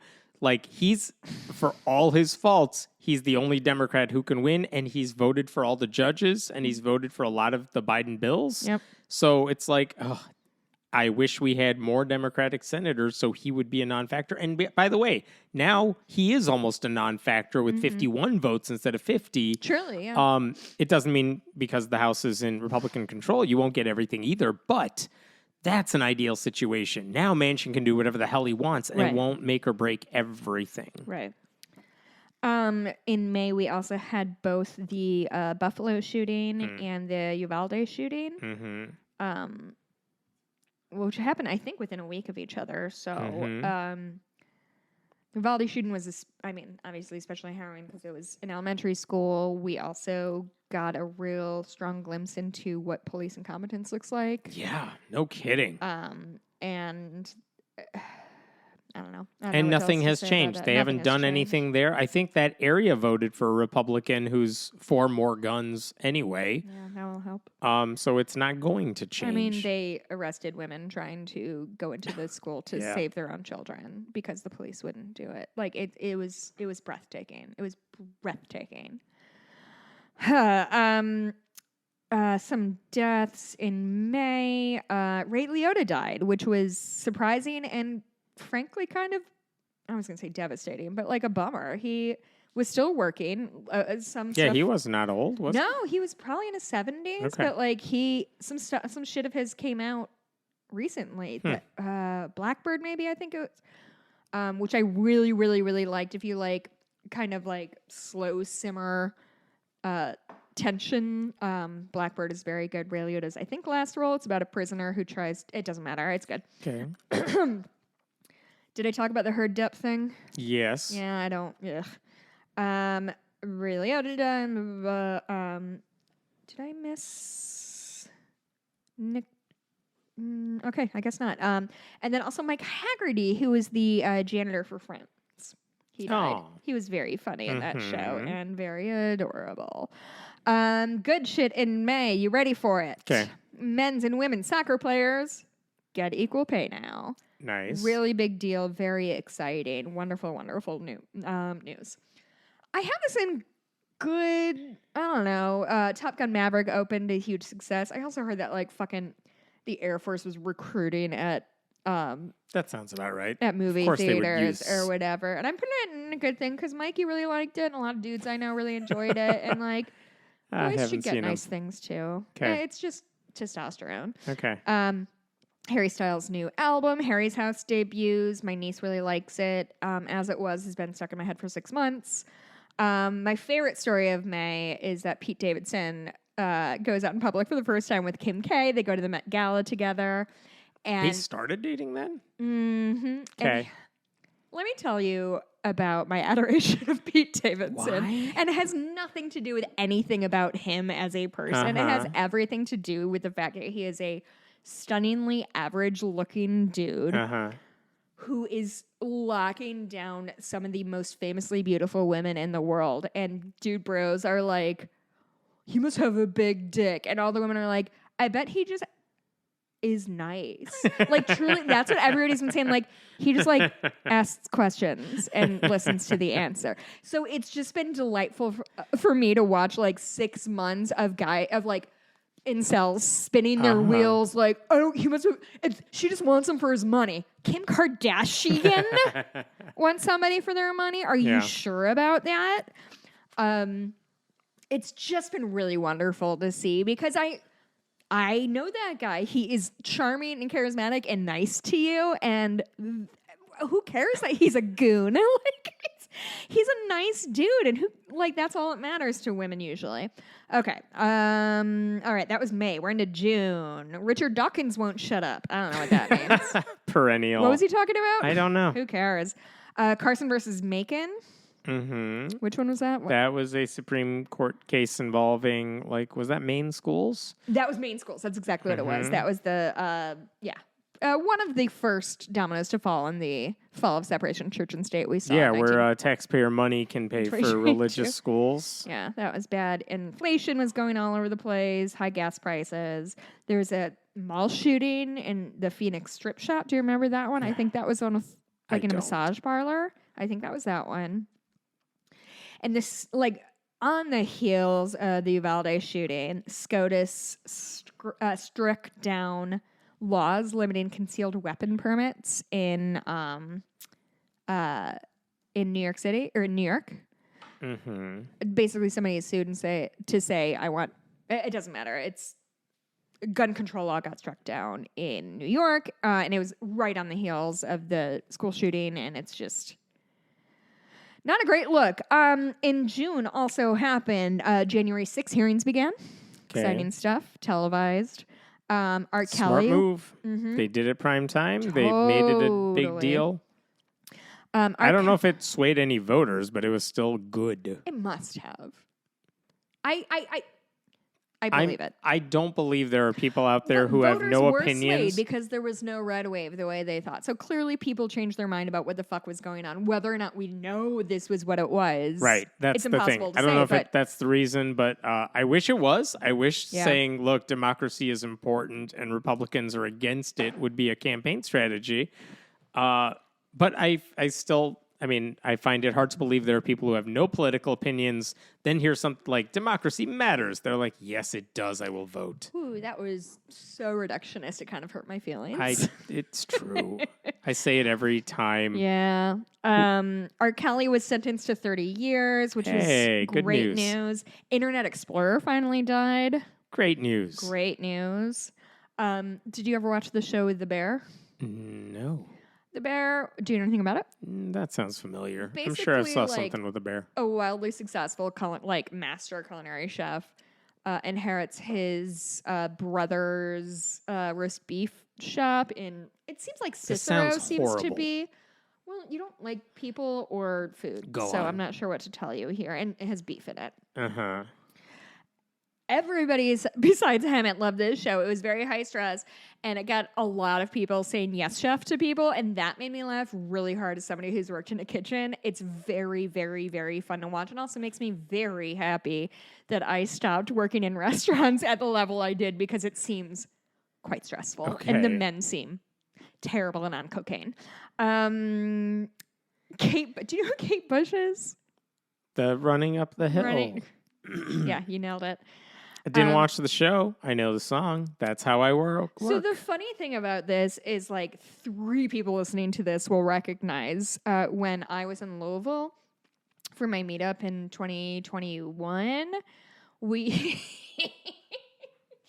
we did karaoke in one of those Korean style karaoke rooms, and it was me, my goobery friends, their goobery friends, and 4 listeners who were just welp, this is where I am now. Uh-huh.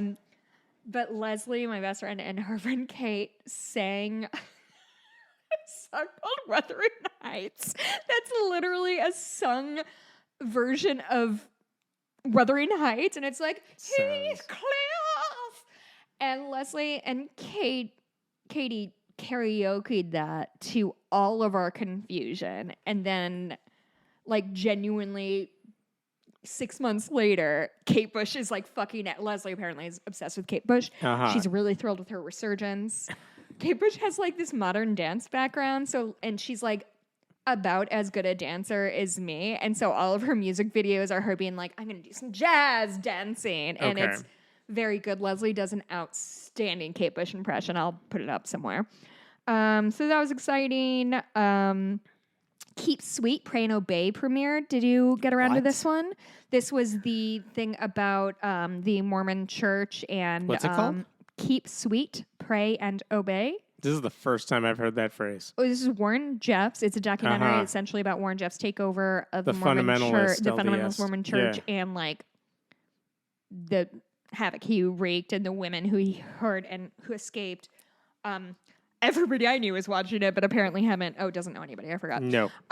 It was really good, and it came out very close to Under the Banner of Heaven, which is another kind of Mormon, and it was just good. An interesting. Expose that shit. It was good, interesting exposure, and it's really well made.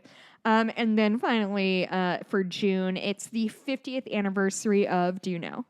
What? June 2022, 50th anniversary of the Watergate break-in. Oh. Which meant I spent a lot of this summer watching. We've had 50 years to figure out how to deal with criminal presidents. And how do we do? Haven't gotten anywhere. Not anywhere. What's the Julia Roberts show called? It's a Watergate show, but it stars Julia Roberts. It's very good. It basically focuses on everybody who's not like Nixon. So it's just like all of the various players who sort of led to Watergate breaking. God, can you please look it up for me? Sure. I'm sorry, I hate your computer. You don't deserve that. And there's also a do you know the podcast? Gaslit. Oh, it's so good.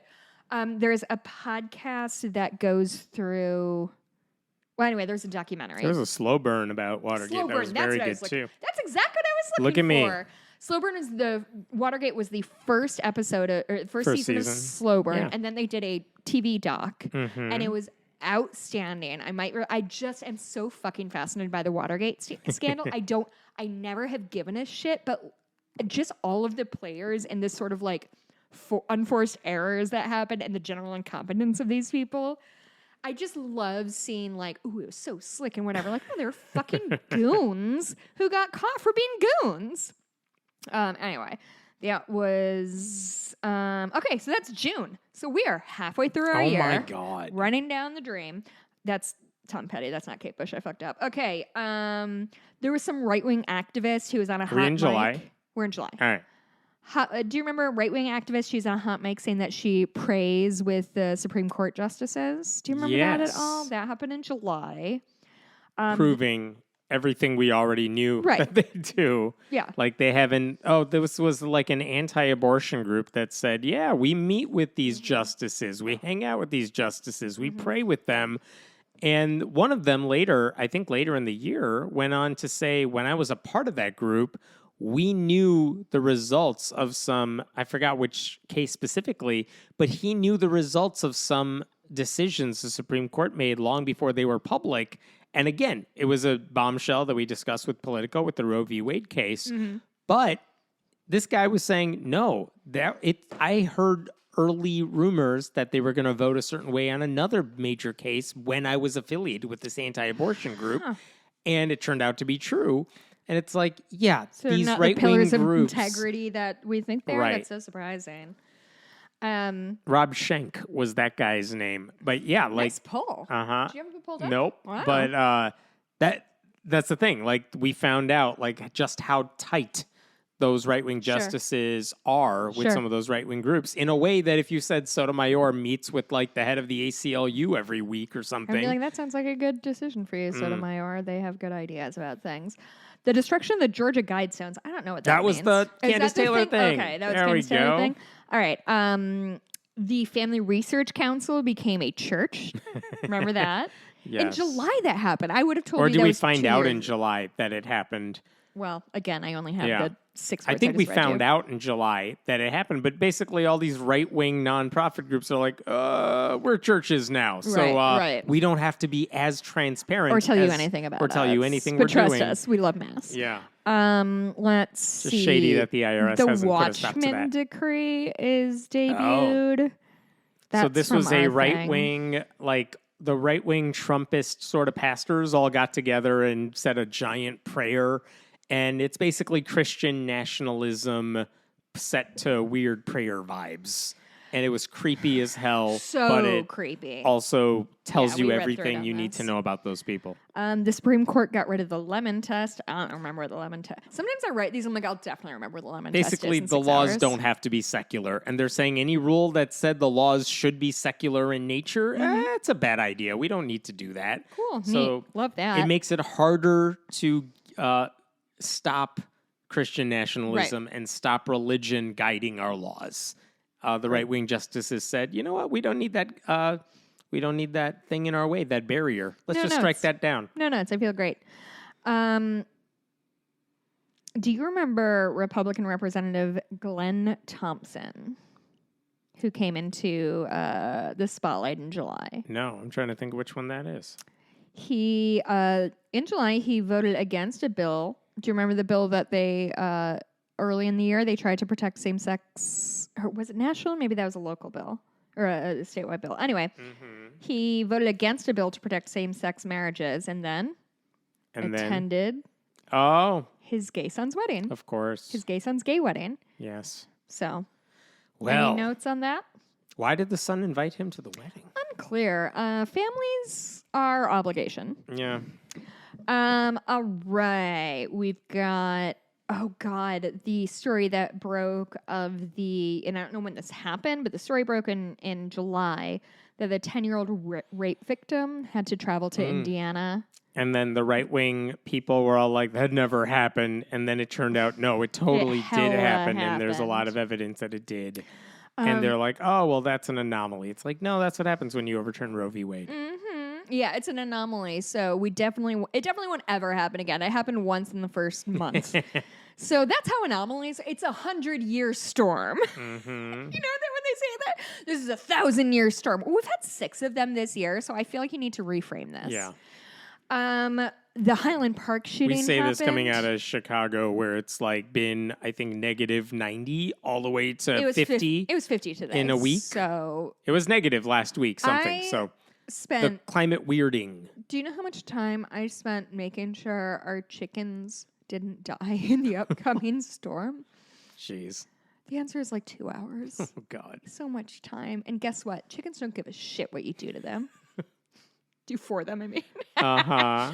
The Highland Park shooting happened. I have friends who live in Highland Park. It was fucking horrifying. We had a mass shooting in Aurora a couple years back. It was it was like only 4 or 5 people died in like a warehouse in this area. Yeah, that's right. But this was definitely, that I can think of, the biggest mass shooting in this sort of Chicagoland area. The mayor ran for higher office. She didn't win, but it's like that elevated those profiles. It led to a bigger crackdown. It became a focus of like the gubernatorial race in the state.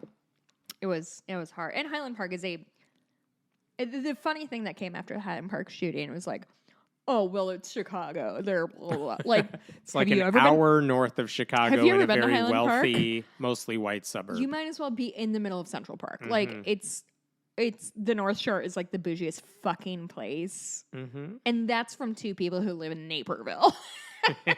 I live in Aurora. I'm sorry I lied. So that happened. All right, our deaths. Ivanka Trump. Oh, Ivana. I have Ivanka. No, that's the kid. Oh, well. She's still very much alive. Are you sure? I don't care. Unfortunately, she is everywhere. Do you know who Nichelle Nichols is? Oh, yeah, Star Trek. Yeah, she died this year. Then James Caan, which is a tricky one because he was very good in a lot of things, but his politics were very bad. But I will say, Misery fucking owns Bones, and he's very good in Misery. Have you ever seen Misery? No. Do you know what it's about? No. Stephen King? It is a Stephen King book. Yeah, but I got nothing else. Basically, an author gets in a car crash and is rescued by his biggest fan, who also happens to be psychotic. Oh, nice. And then she finds out that in his most recent manuscript, which he was going to drop off, he had killed her favorite character. And then she tries to murder him a bunch. Nice. It's fun. It's very good. He's great in it, but he had some problematic views. All right, July. Good things. James Webb Telescope. Remember that? Yes. Good times, great oldies.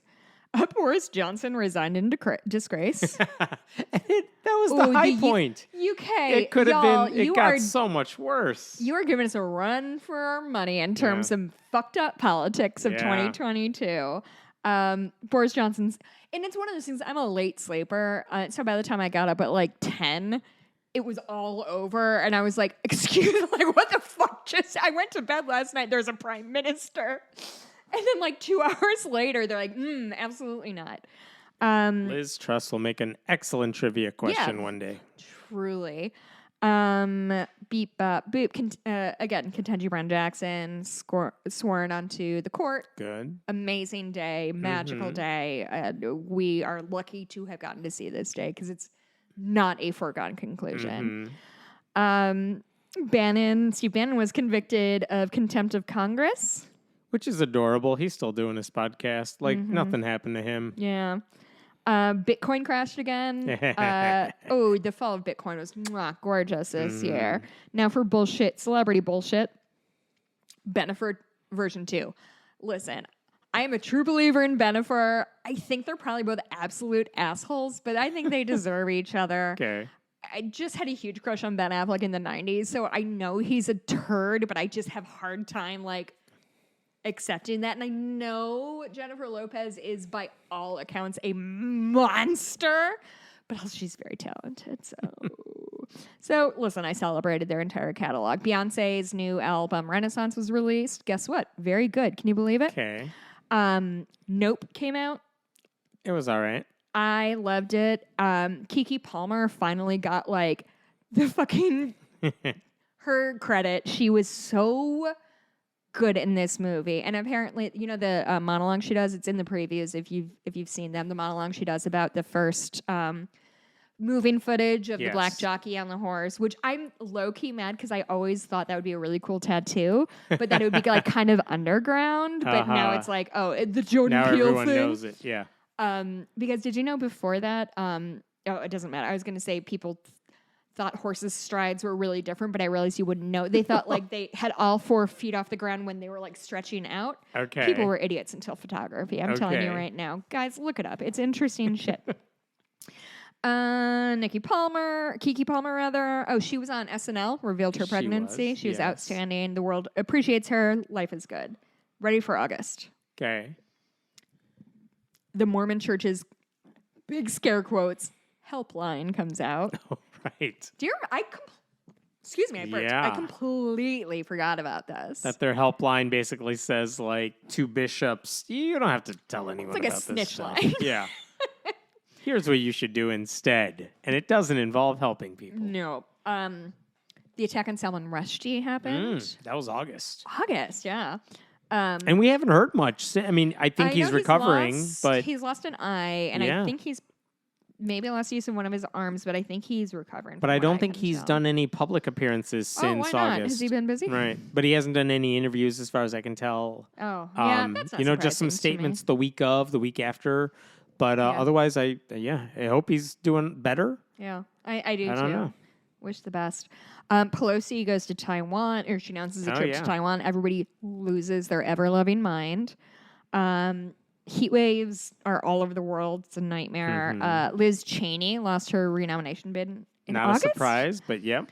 It was the 20th anniversary of Princess Diana's death. Oh.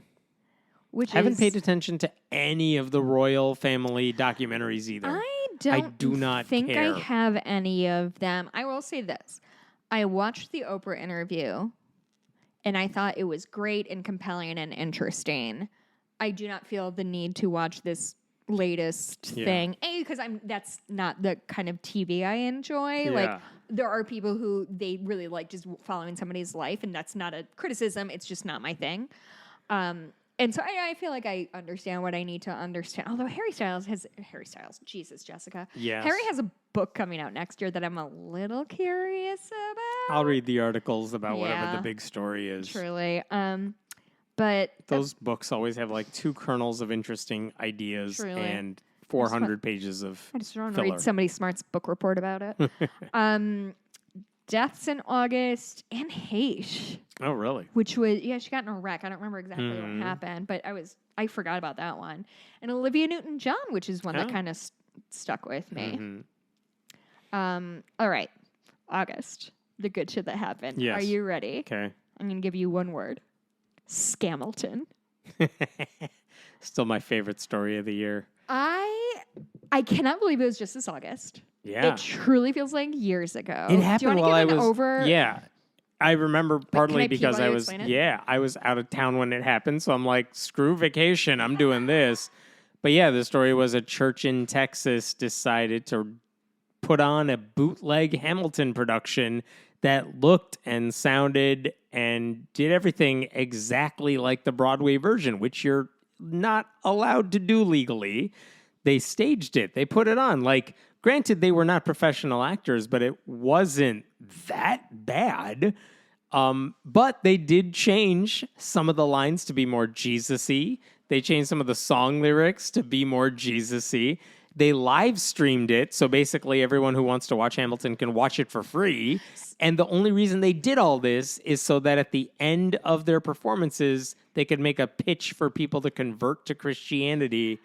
And after they did it on night 1, there was like, hey, gang. Yeah, there was a mad scramble to get a copy of the video that had since been pulled from YouTube after Friday night. Do you have the full video anywhere? Oh, I got the full video. Do you? Have you ever sat and watched it? Oh, yeah.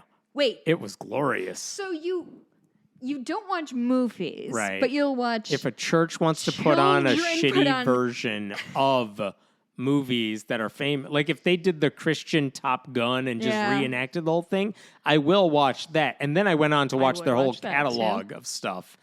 Didn't you do like Shrek the musical or something Christian Shrek? They did stuff like that. Shrek the Christical. That's nothing. I'll find something. It'll be funny. But they did that. I got a hold. Thank you to the Secret Angel who sent me a copy of the bootleg version. Thank you, Secret Angel. And I started tweeting clips out, and it went wild. And people were like, "Did you holy go viral? shit!" Were you on TV at all? No, it's been a while. Where are you, MSNBC? Come on. I mean, nobody's ever asked me to even speak at their stupid conferences. But I did, Toronto. It is kind of amusing when you get a phone call out of nowhere. It's like, what area code is this? Hi, we're the New York Times. We need to ask you questions about this thing. I'm like, go on. It's the dream. But by the end of it, like Lin-Manuel Miranda chimed in saying like the lawyers are working on it. You had... I think everybody handled this as gracefully as possible. Yeah. Obviously, excluding the blatant rip-off of the copyright. The church said they are going to donate money to whatever. They're going to pay the royalties that they should have paid that they weren't going to. It genuinely, I think one of the reasons it was such a good story is like, it's sort of ended okay. It didn't end with like anybody, which I don't know. Who knows? It could have been a bigger religious conflict. Lin-Manuel Miranda tampered down the like, calm down, everyone. We're taking care of it. The church said we're taking care of it. They, as far as I can tell, have not referenced it. It's just they want to put this down a memory hole. They haven't talked about it ever since. Whose interest is it to keep bringing this up besides ours because it's funny? Right. I did hear from people who used to belong to that particular church and that denomination in that part of Texas. And they were like, we're so glad this has been uncovered. Yeah. Because they've been doing this shit for years. They did Beauty and the Beast. Did they do Shrek, or did I make that up? I can't remember if it was Shrek or not, but they did do Beauty and the Beast. They did one other one that was like an actual movie. But again, they've been doing this all year, and again, to put on Hamilton, even a bootleg version of it, the balls of it. But to put it on to put as much money into it as they did, because the costumes looked fine, the set looked fine, like it all looked fine. That's what I was about to say. Is like, and the time it would take to rehearse and put that on. That's not something you do overnight. That takes months and months of planning, and yet not a single person involved in the whole thing had the guts to tell anyone or call it out or do anything like it. And you know what? You know what I still have not found out? Like, that? and I'm not stalking the people involved because the actors in this thing, they're not the people I'm against. I'm after the church Yeah, leaders. it seems to be like high school, college type deals. I still don't know who the cast is. Like, not I that I don't- care. Not that I'm Have like. you been looking into it? I didn't care to. Okay. Because, like, if I don't know what you would do I'm with not that. going to blame them for what their church leaders did. I the church leaders have not done after the initial publicity. Yeah. They're just like, all right, we're moving on and pretending this never happened. I will be curious what they do this time next year, next August. Like, because they won't be putting on a real show like they're used to. Well, They'll have there's to put on something else for real. Hundreds of musicals you can Right. buy the rights to and do it above board. Right. And also give artists credit for their And pay their royalties and all that writing. stuff. So yeah. it seems to They me have like there's options. many options. I don't want to brag, but I was in Once Upon a Mattress. Congratulations. Anything goes. Just the classics. Oliver. What was my freshman year one? I did Oliver. Did you? I served gruel. It was great. Did you? Yeah. I was a dancing skeleton. Nicely It done. was one of the worst Yeah. moments of my life. What else we got? Okay, Jason Rapert lost. That was glorious. I Now put he's a just star running. next to it as a note to look into that more, but I don't care enough. No, he lost his bid to become lieutenant governor of Arkansas. That's what it was. Because he didn't rerun for his... No, he resigned from his Yeah. seat in order to run for lieutenant governor. Wow, Got love crushed in the primaries by other Republicans. Imagine resigning your seat and not even making through the I know. primaries. It's- Ooh. How much self-confidence and arrogance you have to do that and then You've- realize, oh, no one likes me. You've never met a white man, have you? They none. all I think don't do that they friends. should be congressmen at any given moment if they But just show interest. His next step Yeah, what is is it? he's running a Christian nationalist, like Christians in public office. That's his group. I forgot the exact name of it. Sounds more Like lucrative than the- actually holding public office. Probably. It's what he wants to do. He wants to create a theocracy without using that word. So now he's going to try to help other people do it. well. All right. The law in Texas came into effect. The bounty law? No, we didn't even. Oh. I didn't even put Okay. that up. Was that this year, the bounty law? I don't remember. Fuck me. Mhm. Do you remember the Texas law requiring any donated "In God We Trust" signs to be hung? Yes.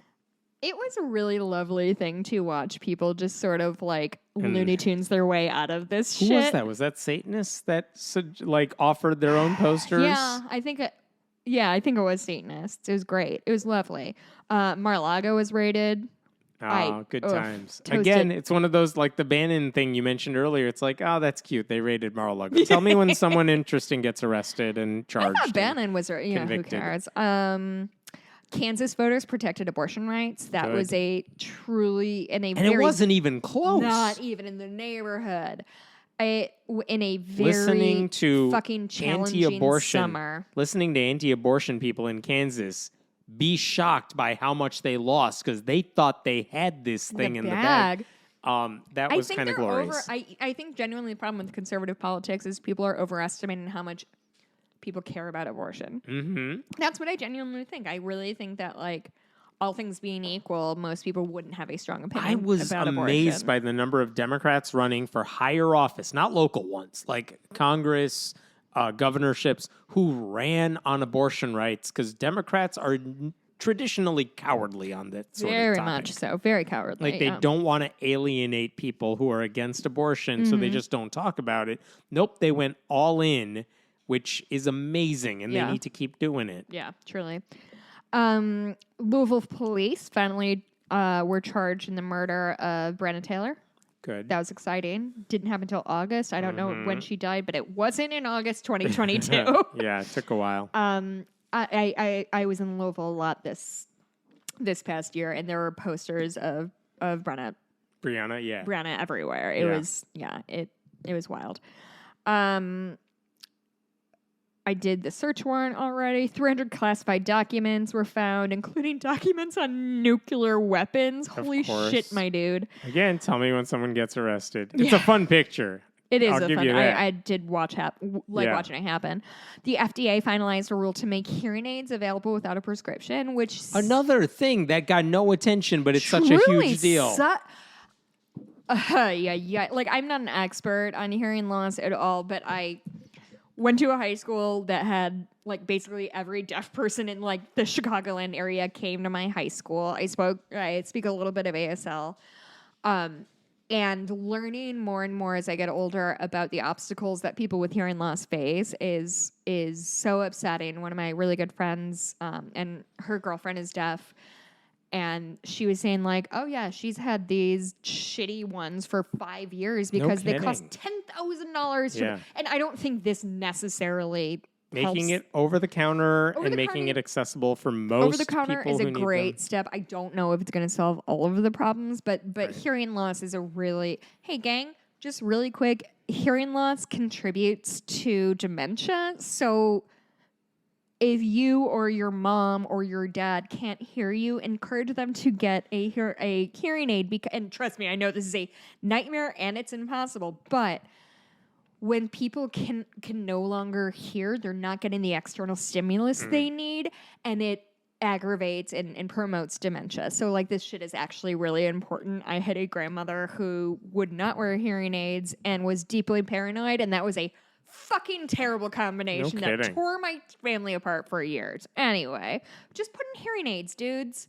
It's not pride. And then Biden announced his student loan debt plan. Obviously, it's been held up in the court. But I kind of want to use this opportunity to talk about the fact that, like, Biden's been a good president. Yeah. He's been surprisingly fine. The thing is, like, people are mad that, his loan forgiveness program wasn't as robust as they wanted. But he clearly found the ceiling, right? Like, he passed something that the whomever is trying to put a hold on. So, like, he clearly went beyond what Republicans think is acceptable and still got caught in the briar patch. Here's what's Republicans. amazing. So Biden, Democratic president with a split Senate and a House that was in his favor, got a ton of this shit done that was more progressive than anything we've wanted. I mean, obviously, never goes far enough, but he got a ton of shit done that he could get through the Senate. Okay, fine. Kathy Hochul in New York has a Democratic supermajority and got reelected this time around. And so many of her decisions have just been horrible. Milquetoast. Like, she nominated an anti-abortion judge to sit on their state court to tip it in the favor of conservatives. That's happening right now. And the question is whether enough Democrats can be like, we're not voting for this person, to get her to change her mind. She hasn't done it yet. She vetoed a bill that passed that would have made judges tell people going through addiction treatment programs, hey, are you cool with religious treatment programs? And if you say no, I got to tell you there are alternatives for you. It's like the simplest thing you could do. She vetoed a law requiring judges to do that. Why would she have done that? I don't know, but this is a difference between... to? I don't know. Who are you trying to impress here?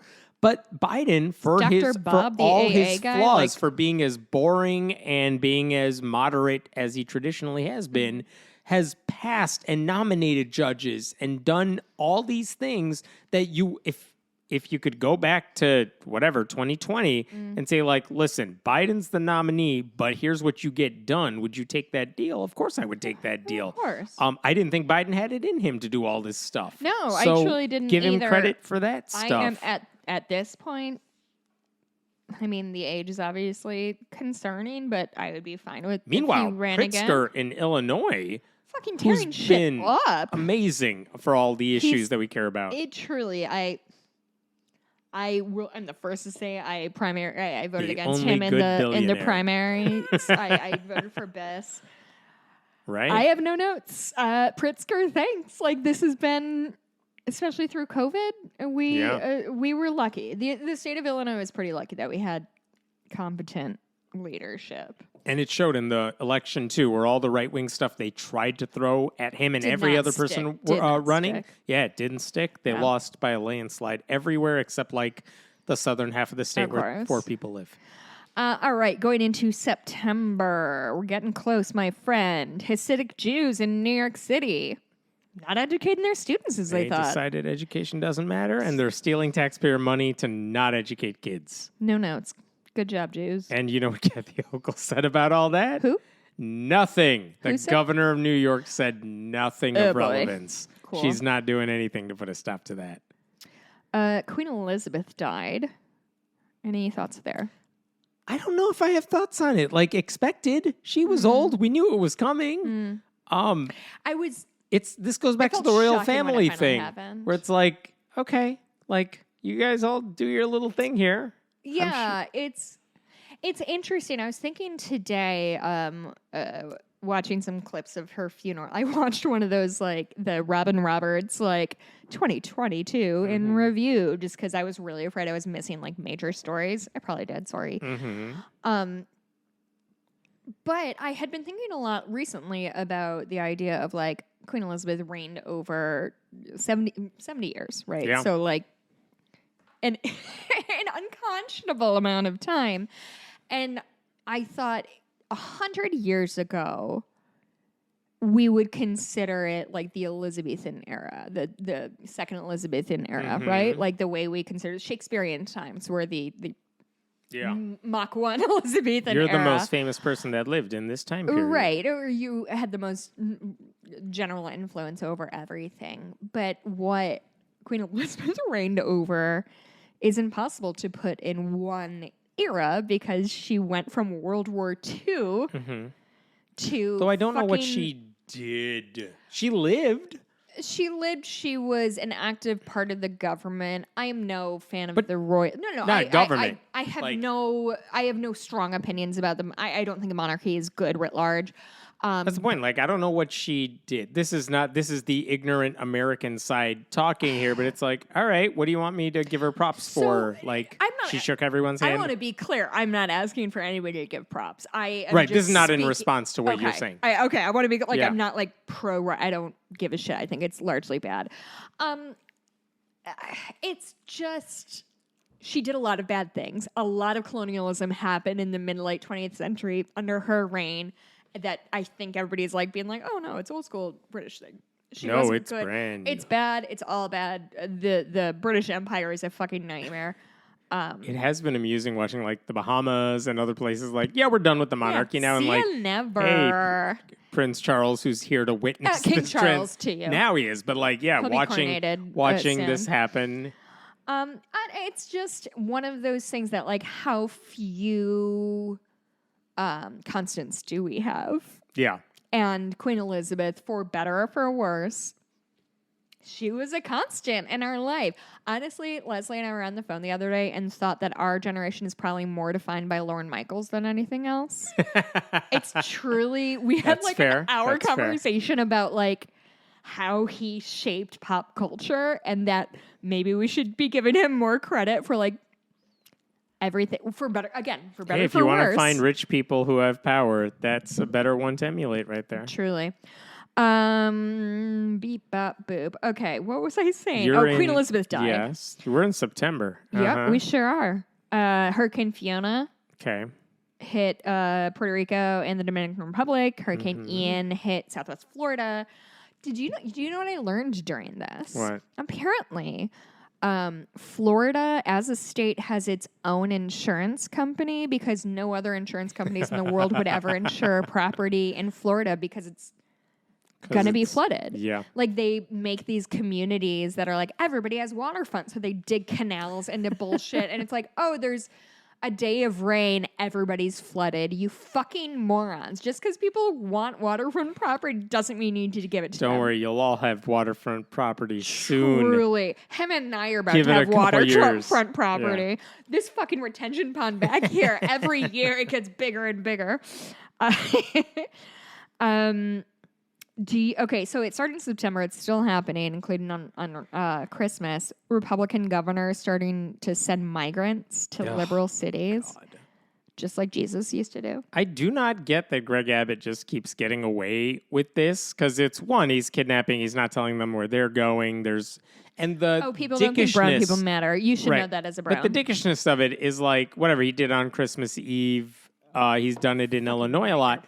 But the thing that is especially problematic, because everyone's like, oh, well, if you don't want him in your state, well, guess what? We don't want him in Texas. Yeah. It's like all he has to do is give a heads up to where he's taking them so they can be prepared. Take them in. But he's purposely not telling people so that he can cause as much chaos and destroy their lives and make it chaotic for the people who are trying to help them. Right. Because he's not interested in helping them because Greg Abbott is Catholic. He doesn't care about these people. That's not what they do. And the Christians who vote for him don't care about these people. That's not what they do. They are not interested in helping the people who need their help. They're interested in being cruel. That's what their religion teaches them to do. It is appalling that how many churches and people who claim to be devout still vote for these monsters. Yeah. That's the thing that it hasn't changed since he started doing this shit. Mm-hmm.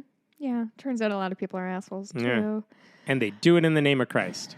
So this is something that I feel like we sort of did not cover on the show for many reasons, including the fact that neither of us are like international relations people.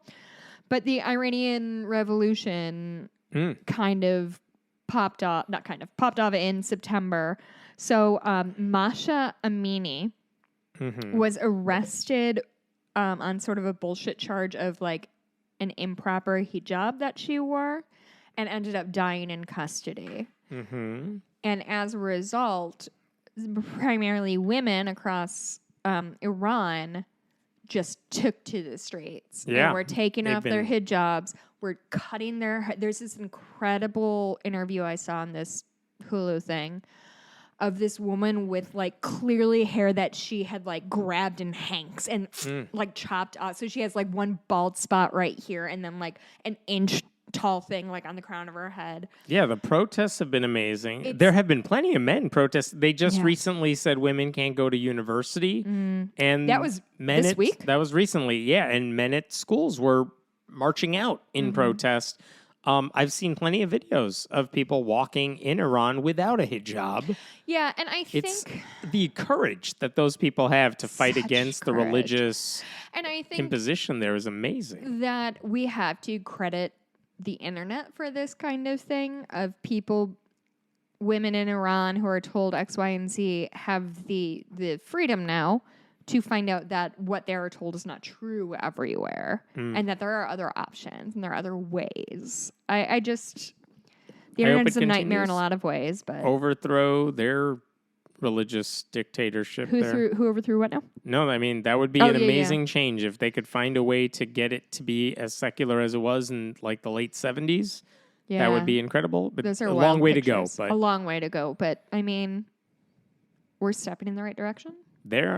More power to them. You're right. The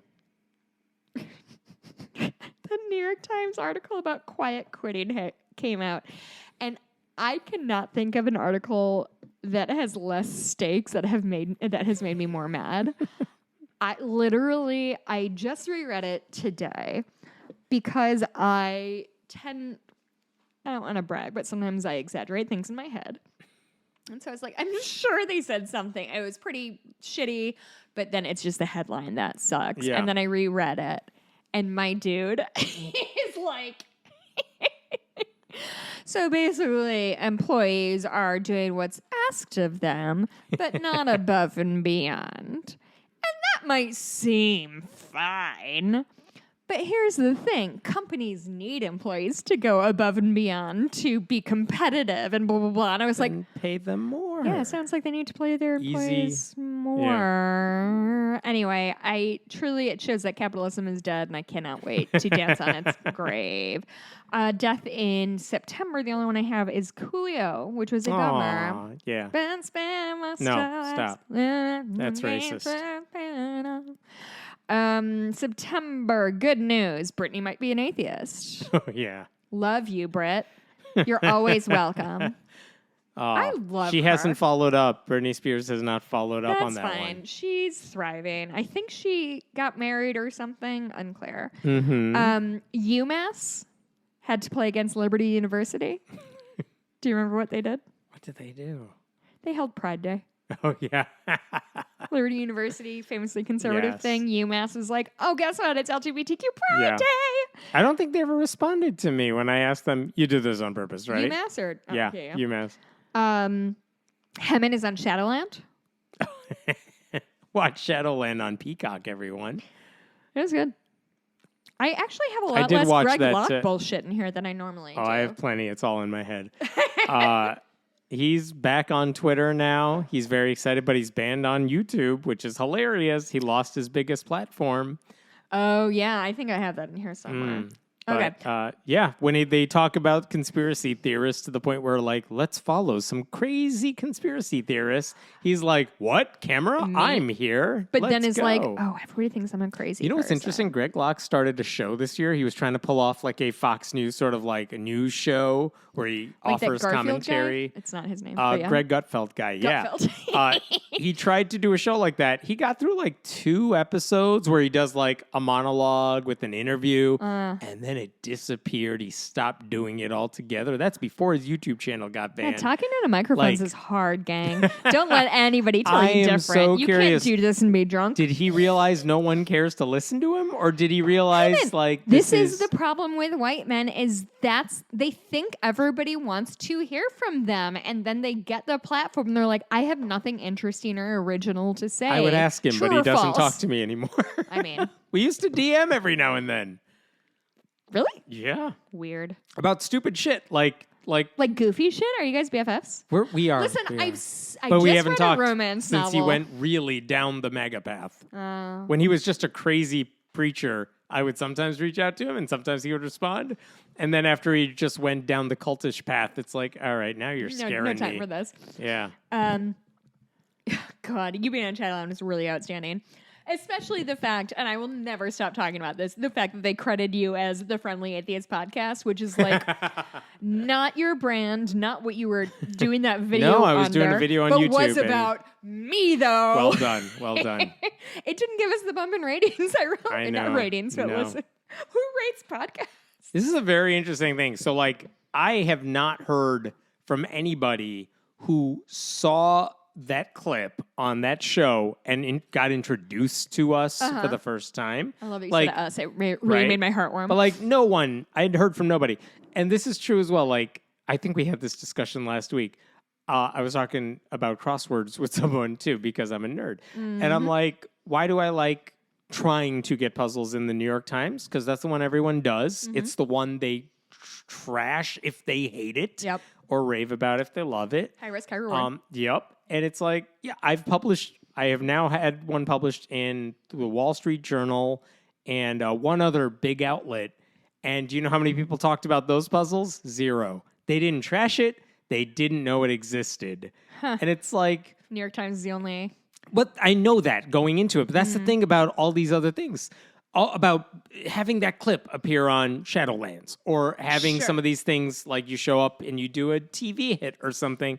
It's like there are some channels where that could be a really cool thing because people are going to make fun of you and it's glorious. And there are other times you're like, hey, I was on like PBS No such thing today. as bad advertising. And it's like no one knew you were there, buddy. The people who watch Like- PBS and the people who are on Twitter, Right.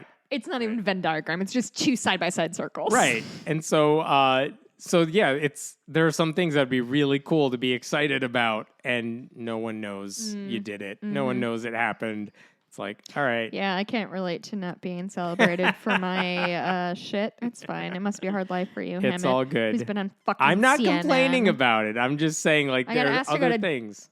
Houston wants to speak. You've been on TV. Fuck you. I'm much It's all prettier good. than you. There you go. Okay. Don't Worry, Darling. Did you see this movie? No. I Wait, love... which one was that? It was the new Olivia Wilde movie with Harry Styles Oh. and Florence Pugh. I did see some of and, that. It bored the hell out of me. Oh my God, you're so bad at I genuinely wonder if you might be a psychopath that does not understand human emotions, and that's None. why you don't like most things. Yeah. And I'm only Kinda kidding, like dragged 3/4. on. No, I absolutely loved it. But loved it. Some drama happened. Who cares? Most important thing is that it made Jordan Peterson cry. And that's, I watched the clip finally for the first time today, and it's so embarrassing because essentially the Chris Pine character, it plays this sort of like alpha male, quote unquote, person Yeah. who's clearly loosely based on Jordan Peterson. And my dude, he's asked about it. He like does the pause for 10 seconds to like regain his composure, and he says, "Yes." I don't remember any thought of this. the voices of marginalized people were celebrated. And cries to Piers Morgan. And listen, gang, I cry once a day about anything in particular. I am fine with people having emotions, but this shit is fucking funny. I loved it so much. Cheryl Lee Ralph and Quinta Brunson win awards for what show? Abbott Elementary. Nice work, my dude. Never seen it. And you worked in a school. Meh. It's genuinely very good. Cheryl Lee Ralph is this sort of like Liza Minnelli-esque figure who just sort of lives in her own. I saw she was on Dream. I think she was original Broadway cast of Dreamgirls, so obviously an extraordinary talent. And I just saw a video of her in like December in a fur coat, just walking around Broadway, just like yelling about things she saw. She's a goddess. She won Best Supporting Actor. So good. And not more importantly, but Quinta Brunson, who is the creator, the lead actor, writer, won Best Writing for the pilot. And I mean, gang, they said instead of putting any money in, so if you live in like LA, you find out that people put in money to like for your considerations Oscar. So they'll pay $50,000 for a billboard to be like, for your consideration, watch Quinta Brunson in this whatever thing. They didn't do any of that. Instead, donated all that money to schools, and still won the 2 Emmy. It was just a lovely like two black. It's like nice a black to see a woman good show get credit for good things. That's exactly, and like. A black woman winning Best Supporting is great. A black woman winning for Best Writing is just not the norm, and is so deserved. Is the best part. Okay. Beep bop boop. Ooh, more Broadway drama. Did you hear the Funny Girl shit that happened this year? Okay. I love Among Broadway. stupid shit I followed. I loved hearing this story because Broadway was on, here we go, center stage. Pew, pew. Essentially, Beanie Feldstein, who is great. I adore her. She's a hoot and a half. She was so good in Book Smart. Found it. And she was cast as Fanny Bryce in Funny Girl. Do you know anything about Funny Girl? I'm following you. I got this. Okay. I could tell the story if you want. Please do. Oh, sure. Okay. So she's not that good in the music. She's not that good in the musical, so they fire her. Okay. And then first of all, you're not being gentle with Beanie, and I won't have it. Care. So she's not good. She doesn't have the voice. She's not good for a musical. She doesn't have the voice. It's not that she's not good. She's not right for the role. So then the understudy takes the part while they figure out what to do. Understudy's great, apparently. And then they get, what's her face, to be Lea Michele to be this character. Not only that, that's who she did on Glee, like the person who was in Funny Girl on Glee. The person who's in Funny Girl. You mean Barbara Streisand? No. Like she acted That's who's Funny Girl, you idiot. But she acted in Glee to be that character. I know. And she gets Barbara to play it for real. And she turns out to be friggin' amazing, even though everyone is like waiting for her to crash and burn. Yes, I think that's a pretty good overall thing. I think Why do I know this drama? Because you're an idiot and you don't watch movies. I do read about Broadway rumors. Beanie Feldstein truly did not have the voice. Like, fucking, it's a big part. She did great. I think people were in her corner, but unfortunately, it is what it is. It's a big singing role. Like, Rain on My Parade is a big fucking song. But it's so good. Can I sing it all right now? No. Don't tell me not to live. I'm just sitting put. It's 2 hours in. No one. That's not true. Everybody tell Hemmett how much you want to hear me sing Funny Girl. No one's going to tweet at me because no one has listened this far in. Are you in? Are we done with the year yet? No, not at all. Jesus. Serena Williams decided to step down from tennis. I put in good shit because I want to respect her her decisions as an adult. Yes. Tish James, New York Attorney General. Yes. She files a lawsuit against the Trumps for business fraud. Fine. Tell me when he gets arrested. He didn't get arrested, but they got this. Oh, my God. Ken Starr died, which is my good shit thing because fuck that guy. Qualifies, yes. Yeah. And I want to talk actually about what happened in September, which was the world got like obsessed with Jeffrey Dahmer. Which is where I've been my whole life. Do you have any thoughts on the weird uptick? Didn't watch any of the show, but it is weird to watch people obsessing over this thing that was already big news already. Yeah, it's not like an obscure story they brought out. It truly isn't. But I do think that Jeffrey Dahmer, like many sort of I'm going to say pop culture figures. In that way, you remember Jeff Dahmer's the cannibal. While I did not finish the show because I did not like it, even though I really like that guy who I know his real name isn't Tate, but that's his name in American Horror Story. I genuinely adore him. And this is what I wanted. A lot of people are like, have bad thoughts on it, and I don't disagree with them, and I don't think they're wrong. The reason I brought this up is to say this.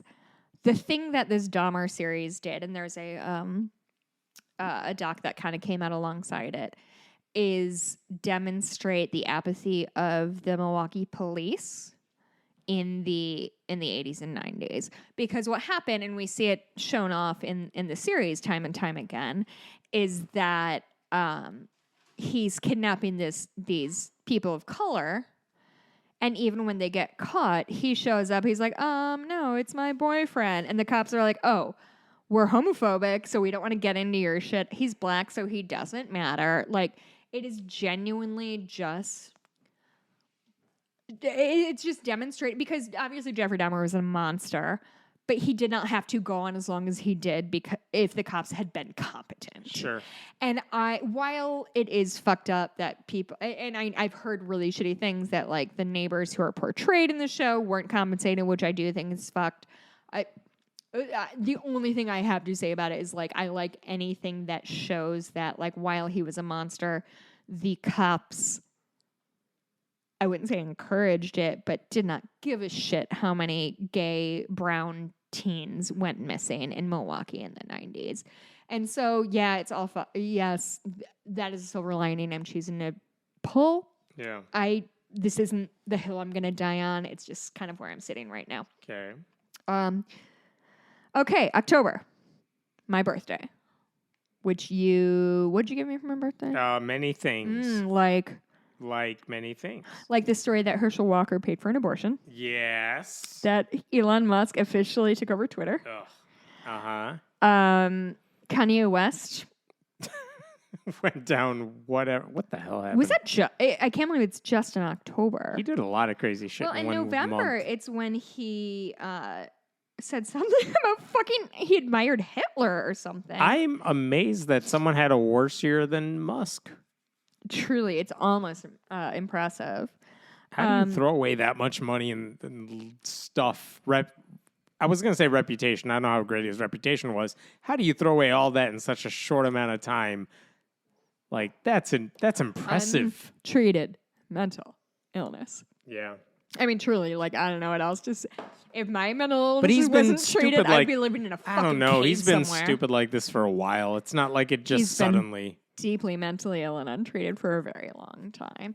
Honestly, their divorce Kim's just got finalized this year. Yeah. I left that off of my thing. Now I regret that because I could give you some context. All right. We're about to walk into October deaths, and there are many and some. Right. Leslie Jordan.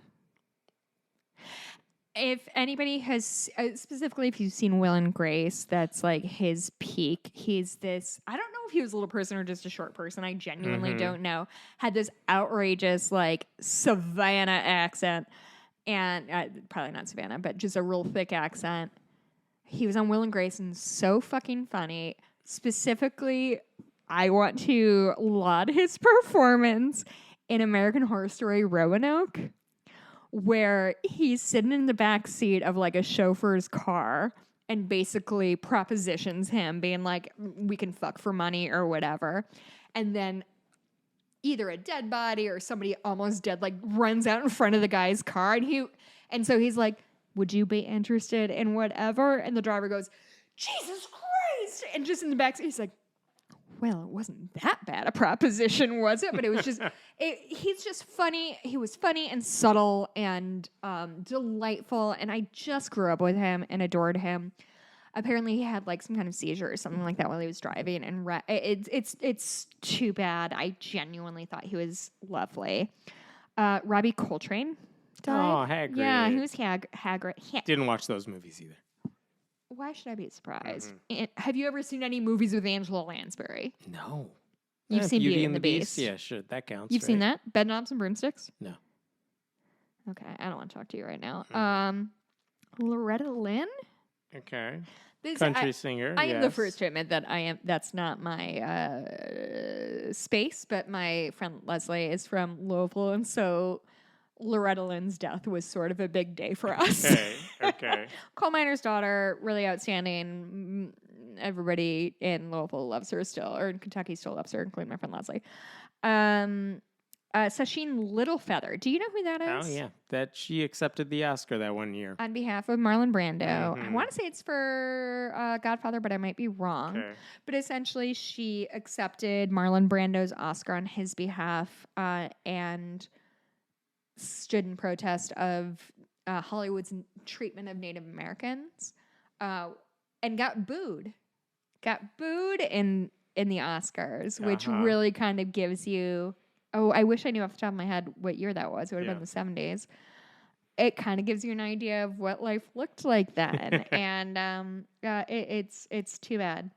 And then finally, I usually try to say the dead people for last, but Adam Levine and Wife Guys found to be cheating. Wife Guys are done. The Try Guys, you mean? Yeah, but have you heard of the thing of like who Wife Guys are? Oh. Wife Guys are just like... And I mean, this is a 37-year-old woman trying to figure out what the fuck is going on in the world. But his text messages were glorious. But there's sort of like goons who are like, my wife is the smart person and she's everything and she's my... And then they're all cheating on her because nobody likes women. Anyway, Adam Levine fucking cringily tweeted a woman and asked to name his unborn child after her. It's all bad. Men are terrible. Okay, you ready for the good things in October? Hocus Pocus 2, bringing the curses into your home. How lovely. How much do you love? Because I love that. Maybe you do or do not. How much do you love those kind of stories of like just one lunatic or like million moms or whatever just being like, we're mad at this commercial and the stakes couldn't be lower and they're going to accomplish Are we nothing. mad at Hocus Pocus? Were they mad at Hocus Pocus? Yeah. You don't remember? Why were they mad at Hocus Pocus? Because it was they witches? said spells and spells are real. Oh, yeah. Well. And so if you play Hocus Pocus in your house and they say a spell, like the movie isn't for me, so whatever, but I'm amazed that it gets anyone pissed off at it. Well, you've met Christian people. I mean, yeah. Biden pardons a bunch of prior federal marijuana possession offenses. Okay, it happens about time at this point. You better rush through November and December. Don't tell me what to do. Adnan Syed. That was interesting. So interesting. So were you part of the serial? Yeah, I listened to it when it first came on, like waited for the next episodes to come out. I think we bonded over, like my friends I worked at Brafton at the time, my friend Ann, this is one of the things we bonded over of like, it's fucking like whatever Thursday, it's time to listen. And to see that come full circle like 10 years later. It was interesting. Do you, so I hear people say all the time. And now he's teaching at Georgetown. And now he's going to teach classes about innocent. He's teaching at Georgetown? He will be. And he's going to teach about like people who are wrongfully convicted. Wow. I don't know what his role is specifically, but he's working with Georgetown. I don't know if he's teaching, but. I do not think he did it. Oh, I have no idea. I really, it just seemed. But the way they convicted him turned out to be faulty in a lot of ways, which is why he was set free. And that was always my thing. That's of like, the issue. I'm not 100% sure whether he did it or not, but I feel 100% sure that nothing they showed us proved shit. Yeah. Right? So yeah, that was genuinely quite exciting. Liz Truss, aforementioned, was prime minister for like 45 minutes. And accomplished nothing of value. Absolutely nothing. Adidas dropped Kanye. Good. Because That's of the anti-Semitism. Heidi Klum's Halloween costume. That was good. She was good.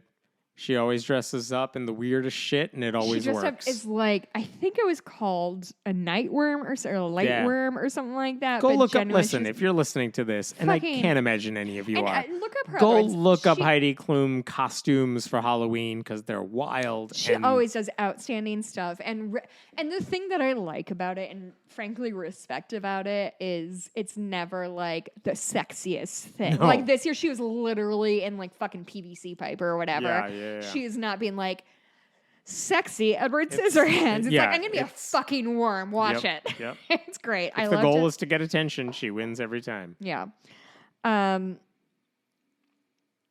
Taylor Swift's latest album, Midnight, dropped. Everybody's obsessed with it. Did you listen to it? I did. Dang, I do. Okay. You do? I do. It was on every car ride now. Kids with kids. It's on every car ride. If the kids are in the car. Really? Your kids aren't into like child music? Oh, no. We've moved on to Taylor. Really? Yes. I really like your kids. They're so fun. And also they like me, which is the thing I like about people. Honestly, this might be my favorite story of the year only because dude bros are so mad about it, is that Giselle files for divorce from Tom Brady. Why is Tom Brady everywhere on your list? He's so insignificant Literally, to anything we talk about. Second time he's been here. No, it's the fourth. It definitely is. I swear. Fourth. I've kept track. Okay, you tell me the other ones then. He retired announces and he unretired. He unretires. There was another instance. No, it's the third one. And two were the same thing. Uh-huh. But this is what I liked about it. I really liked going on like dude bro Facebook pages and them being like, she's trying to steal his dream from him. Like, he's 65 years old. He's played in 40 seasons of the NFL. He's fine. And then the guy's being like, she's going to be sorry because of whatever. It's just like white dudes from the United States who don't realize that Gisele Bündchen is genuinely one of the most famous people in the world and has made 12 times the money Tom Brady has made because she is a fucking supermodel. And so, like, I can relate so hard to, okay, my husband has this job, he makes a lot of money, I'm going to deal with it. And then finally he's going to retire and we'll have our time to spend together. And then my husband giving me 6 weeks of time together and being like, oh, this blows. I don't like any of you. I'm going back to playing for Buccaneers, ? Sure. Why not? Anyway, I just really watching men on Twitter and on Facebook talking shit on Giselle. Like, she's going to regret this. Are you sure? I'm sure she has more money than you've heard of. Yes. Anyway, I just kind of enjoyed that whole thing. Liz Truss, we did that. Adidas, we did that. Be Real, the app takes off. I'm on it. I'm into it. Did you like it? Yeah, I enjoy it a lot. The one where you take a picture every day, random time or something? Yeah, basically, so it's just an app that says, like, right now, take a picture, and it is both a front-facing picture and a back-facing picture, so it's like a selfie and a regular picture. And it's just like, what are you doing right now? Take a picture of it. And it's fun. I mean, I'm only on it with, like, people I know, but I genuinely enjoy just, like, my friends out where it's fun. It's nice. Are you adding me on Be Real? Is that what you're doing right now? It's totally not what I'm doing. I mean, honestly, it's embarrassing because I'm only either cross-stitching or actively working at the Hansen Center. And then once in a while, I'm like, oh, just on the couch drinking wine. So really, really thriving. Okay, so November. Ready for November. Greg Locke's Bonfire. Do you remember? I do remember. What do you remember about? He tried burning stuff and then he got rained out and it was hilarious. So funny. This is on my good shit, but also November is when Greg Locke got banned off of a lot of stuff. Amazing. Look around, how like we ought to be alive right now. Republicans took control of the House, but there was no red wave that we expected. Right. This is all the bad shit. The Astros won again. They're cheating assholes. I hate the Astros. Anybody look up the 2018? When they cheat? 2018? Oh, I don't know. I think it was 2018. Yesterday, They're 2 days ago. Cheating idiots, and I hate the Astros so much. Trump announced his 2024 run. I just put LOL. It's my director commentary on that one. What do you think is going to happen there? He'll run, and I don't think Ron DeSantis has. Do you think he'll be the nominee? No. I think he's too polarizing, and he's a loser. And he's not interesting. Anymore. No, I mean, like, he thinks he has the conservative base on lockdown, basically. I don't think he's a good politician. And if you're trying to appeal to a wider base and get all these other states to go in on it, like, he's just not good on camera. Yeah. Trump is good on camera because he has no shame, and he's just like, I'm right about everything, just give me everything. DeSantis tries to play that role. He's not a good actor, and he doesn't have it in him, and he'll get crushed when people actually start exposing the shit he's done because they haven't done it in Florida. Ask him any questions about his actual bullshit that's happening. Oh my God, it's 11 o'clock. Okay. I don't think I knew about this, but Trump apparently went out to dinner with Kanye and Nick Fuentes. Well, I had to look up who Nick Fuentes was. So white supremacist and Nick Fuentes. Oh, he's insane if you ever see his videos. Do you know he went to LT? Yeah. He's around. He's from here. I didn't know that LT is so is Charlie Kirk. He's from around here. What? So is there's another one too. But yeah, like they're these crazy people who just say the worst shit to get attention. Nick Fuentes is younger than us, right? He was born in the 90s. I think he's younger. Yeah. I was gonna say I had my first sexual experience with somebody from LT, and now what if it was like one of those idiots? There's no way he gave anything up in high school. But anyway, he's and he was good looking, so like the thing that annoys me is like if you watch any of Fuentes' videos, like I'm gonna pick on Joe Rogan for a second. Like his stuff actually looks like he's doing a podcast. He's doing a podcast, but like it looks like it's professionally made. Sure. Regardless of what he's saying, Fuentes looks like he's on Zoom with the background that he picked. Yeah, it's sexy. And he's just like talking like, haha, they put a camera in front of me, let me go. And it sounds amateurish, and yet he has enough attention from those people to get into Trump's orbit and to get into Kanye's orbit and to hang around that. I mean, truly, this must have been like a fucking life-affirming thing for Nick I don't know if that says more about him or that says more about them. Like, he must have been nerdy and not in a big way. I can't believe he went to the LT, though. That's wild. Taylor Swift's concert tickets went on sale. And then failed miserably. Do you think that she's going to take down Ticketmaster, which is inarguably a monopoly? Yeah. And bad. I don't think she has done much, Taylor Swift, to take them down. Like, she complained about it, but they're under... If they want to play at the big arenas, then they got to play with Ticketmaster. That's not going to... Yeah. Ticketmaster's not going anywhere. Sorry. Yeah. I wish it would. Okay, we have our deaths for November 2022. Kristen McVie. Christine McVie. Yeah, Fleetwood.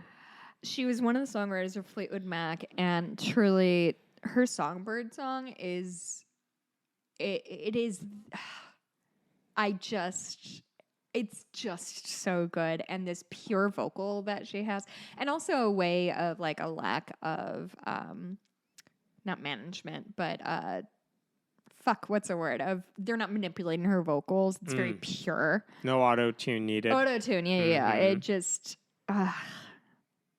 Songbird is just such an outstanding. Honestly, not to give a hot take, but Rumors is a real good album. They all were fucking and hating each other. Withstood the test of time. I think it certainly has. I just re-listened to it last week whenever she died, and I was really sad. Gallagher, the comedian, died.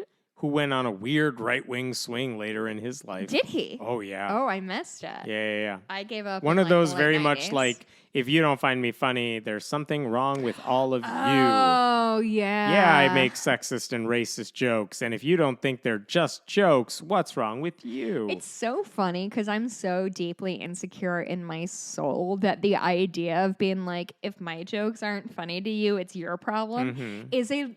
But imagine you're making I can't. racist jokes, and then you're like, they're just jokes. Why aren't you laughing at me? Oh, well, I just think if I made as much money as Gallagher probably did, I would have just tapped out beforehand. Mm-hmm. But yeah, that was sad. Kevin Conroy, who I just want to tell a quick anecdote about. So Kevin Conroy was the voice of Batman, the animated series. For a long time, I was genuinely obsessed with this a documentary called I Know That Voice, which I know because I definitely talked about a lot on this show.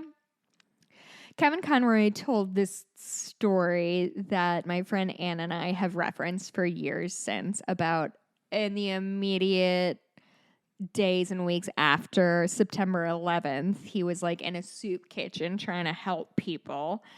And some dude was like, oh, well, I'm a lawyer in my real life. What do you do? And he's like, oh, I'm a voice actor. I do the voice of Batman. And this is him telling the story. And this guy goes, I knew it. Hey, guys, this is the voice of Batman. And one dude goes, prove it. And so Kevin Conroy does his like Batman voice. And then he's like, and then at that moment, for the first time since the attacks, things got a little bit lighter. And I feel bad telling that story. That's obviously mocking him after he died. But this has been a thing my friend Ann and I have talked about for all of my friends and I have talked about for years. I'm just like, remember when that guy cured 9/11 by doing a thing? But yes, genuinely, my understanding, he was well liked. He was gay, which I didn't know. He seemed like a good guy. It's just a very silly story I like to tell. Aaron Carter died. Did you? Teen heartthrob, right? Back in the day. Heartthrob is generous. I will tell you, there was a minute that I think I knew all the words to Aaron's Party. That sounds about right. Yeah. That tracks. It does, honestly. Yeah, sure does. He had a rough life, and I'm sorry that happened. Irene Cara, I'm sure you don't know who this is. Fame. I know everything. Move on.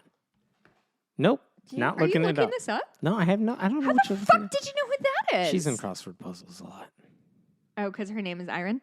Mm-hmm. Yeah, that's fair. A lot of vowels. A lot of vowels. Irene was most known for Fame, and there is a song in Fame that is it's called Out Here on My Own. Okay. And it's just about moving into a lonely world of you don't have your people anymore.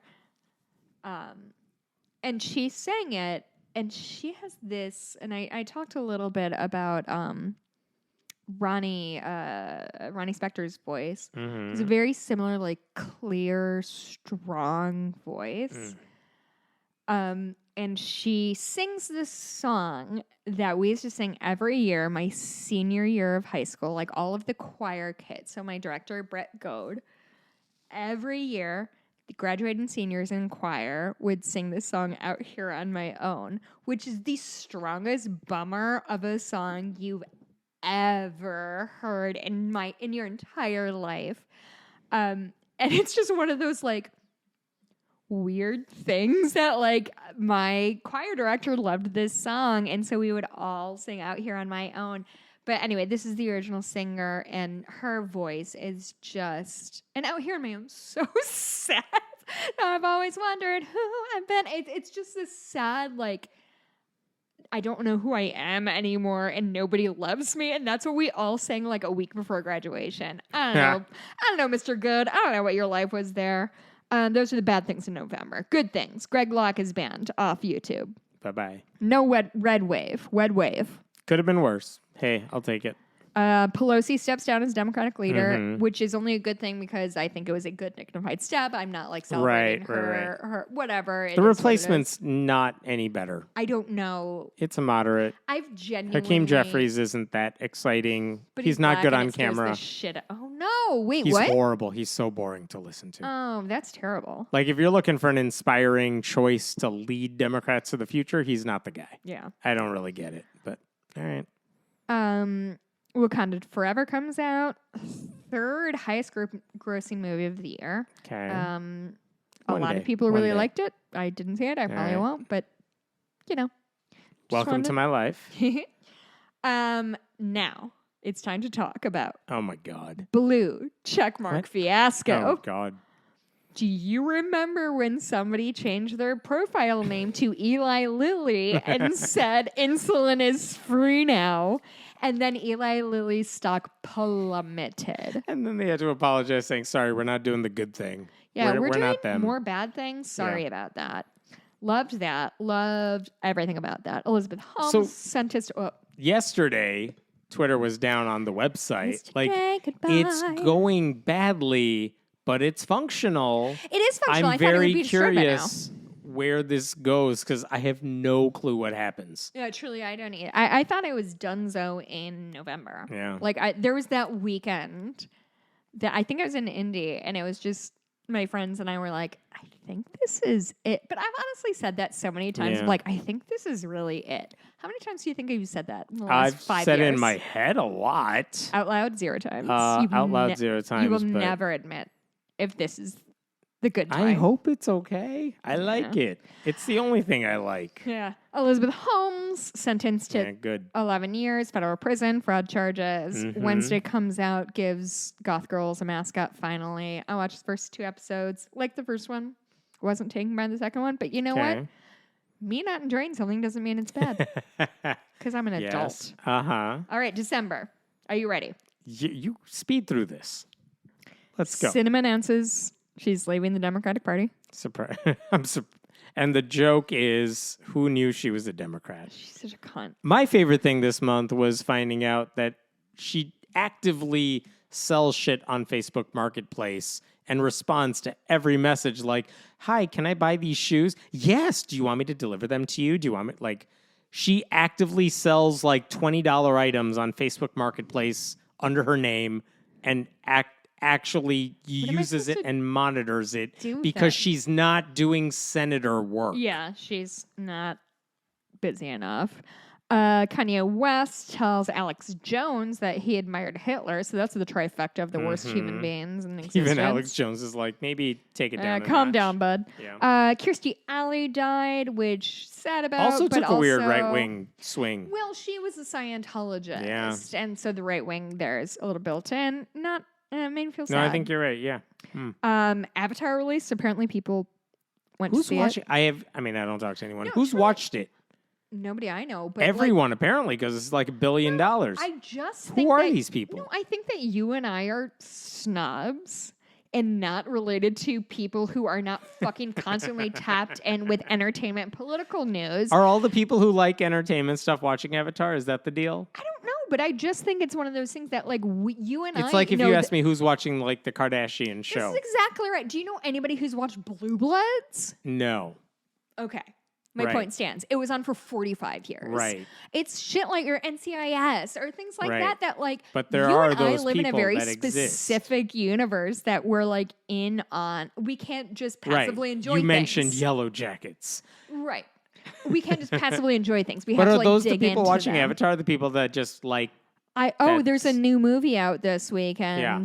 Let's go see a movie. Oh, Avatar. Uh-huh. Truly, I think that's all that it is. It's accessible. Is it? I mean, it's beautiful. Okay. I assume what people have said is it's gorgeous. Like, of course, it's bullshit and like not good storytelling, but it's probably really beautiful. And so I don't know. It's probably fine. It's probably fine, and like it probably is something you can like turn your brain off and just sort of. It'll be Lord of the Rings for me. Like 5 of them will come out. Everyone will have watched all of them. We're gonna watch, and Lord I'll of be the like, Rings. maybe. Okay, well, we're gonna have to figure out some like bonus bullshit. So if it's not Lord of the Rings, you have to figure out. I something don't better have than 20 that. hours to kill. Okay, first of all, it's like 9 hours. Not the Second of director's all, cuts. we Those spent take forever. Yeah, they're 3 hours each, and there's 3 of them. God. I did the math. Alex Jones, Yeezy, Hitler, Kirstie Alley dies, Avatar. Pele died literally today. Yeah. As I was doing this, that was sad. Twitch died, which I spoke about last week. The Ellen DJ, not the website where you stream video games. Well, I wouldn't care if the website died, and he's a dancer and father. That was very hard for me to deal with, and I'm still feeling pretty upset. Bob McGrath died, who is one of the first Sesame Street Oh, gentlemen. yeah. Mm-hmm. And they played on this thing I watched, this very sweet moment of him talking about somebody else's death. I don't know if it was a real or fictional death, but he says this sweet thing to like fucking Elmo or Oscar the Grouch or whatever of like, we can all be sad that he's gone. But what we should be happy with is that we got to know him when he was alive and we got to love him hard or something like that. And I cried like every time I heard it. It was, oh, so sad. Angelo Badalamenti died. I don't know if this is somebody you know. No, I don't think so. He, if anybody is listening to my other podcast, Cooper Duper, Isaac, I'm looking at you. You messaged my husband something really sweet, and it was really sweet, and I loved it. Angelo Badalamenti was David Lynch's musical collaborator. And I would like to recommend anybody who like is adjacent to music or the creative arts to go watch Badalamenti describing how he wrote Laura's theme, which is one of the main themes of Twin Peaks. And he tells this story. It's just a special like artistic partnership that Angelo Badalamenti, who, by the way, sounds like he's like from Italy. He's from the fucking Bronx, and he has like the New Yorkiest accent of all time. And he's describing when he's writing this that he's playing the piano, and David Lynch is standing with his hands over his eyes, just saying what he's seeing in his brain. And so it's just like in the forest, and it's dark, and then all of a sudden the light starts to come and it gets bigger, and it's just genuinely him just like the artistic relationship between somebody saying here's the images I'm seeing, and my artistic partner is translating those into music is unbelievable. It was such a special partnership. It was genuinely very hard to see. Julie Cruz, the one of the singers from Twin Peaks, also died this year. It's quite sad. He was a full-on fucking genius, even if you've never heard of him. Who's Helen Slayton Hughes? I have no idea. Okay. Why don't you talk about yes, Winter Storm Elliott? And I'm going to look up Helen Slayton. It was cold, and Southwest doesn't have an airline anymore. That's what I can tell you about the storm. I remember now. Helen Slayton Hughes, did you ever see, you watched Parks and Rec, yes? No. What? What? What? No. What? That's like Helen Blue Slayton Bloods. Hughes was this older woman who had like a latter day, Never seen her. this fun latter day comedic career. Okay. Where she just played like an old crotchety lady in a ton of shit, including specifically like most well known, I would say, is for Parks and Rec, where there's this moment that people knock on, and she's in her late 80s. Leslie and Ben go knock on her door, and there's like a man walking around in the background, and they're like, "Oh, I didn't know you're married." And she goes, "I'm not. We went out on a date. It went well. He's staying over."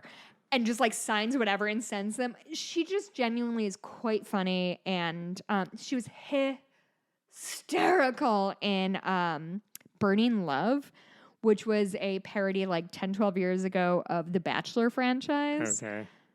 She was just an outstanding comedian, seemed beloved by her coworkers. It was too bad to hear.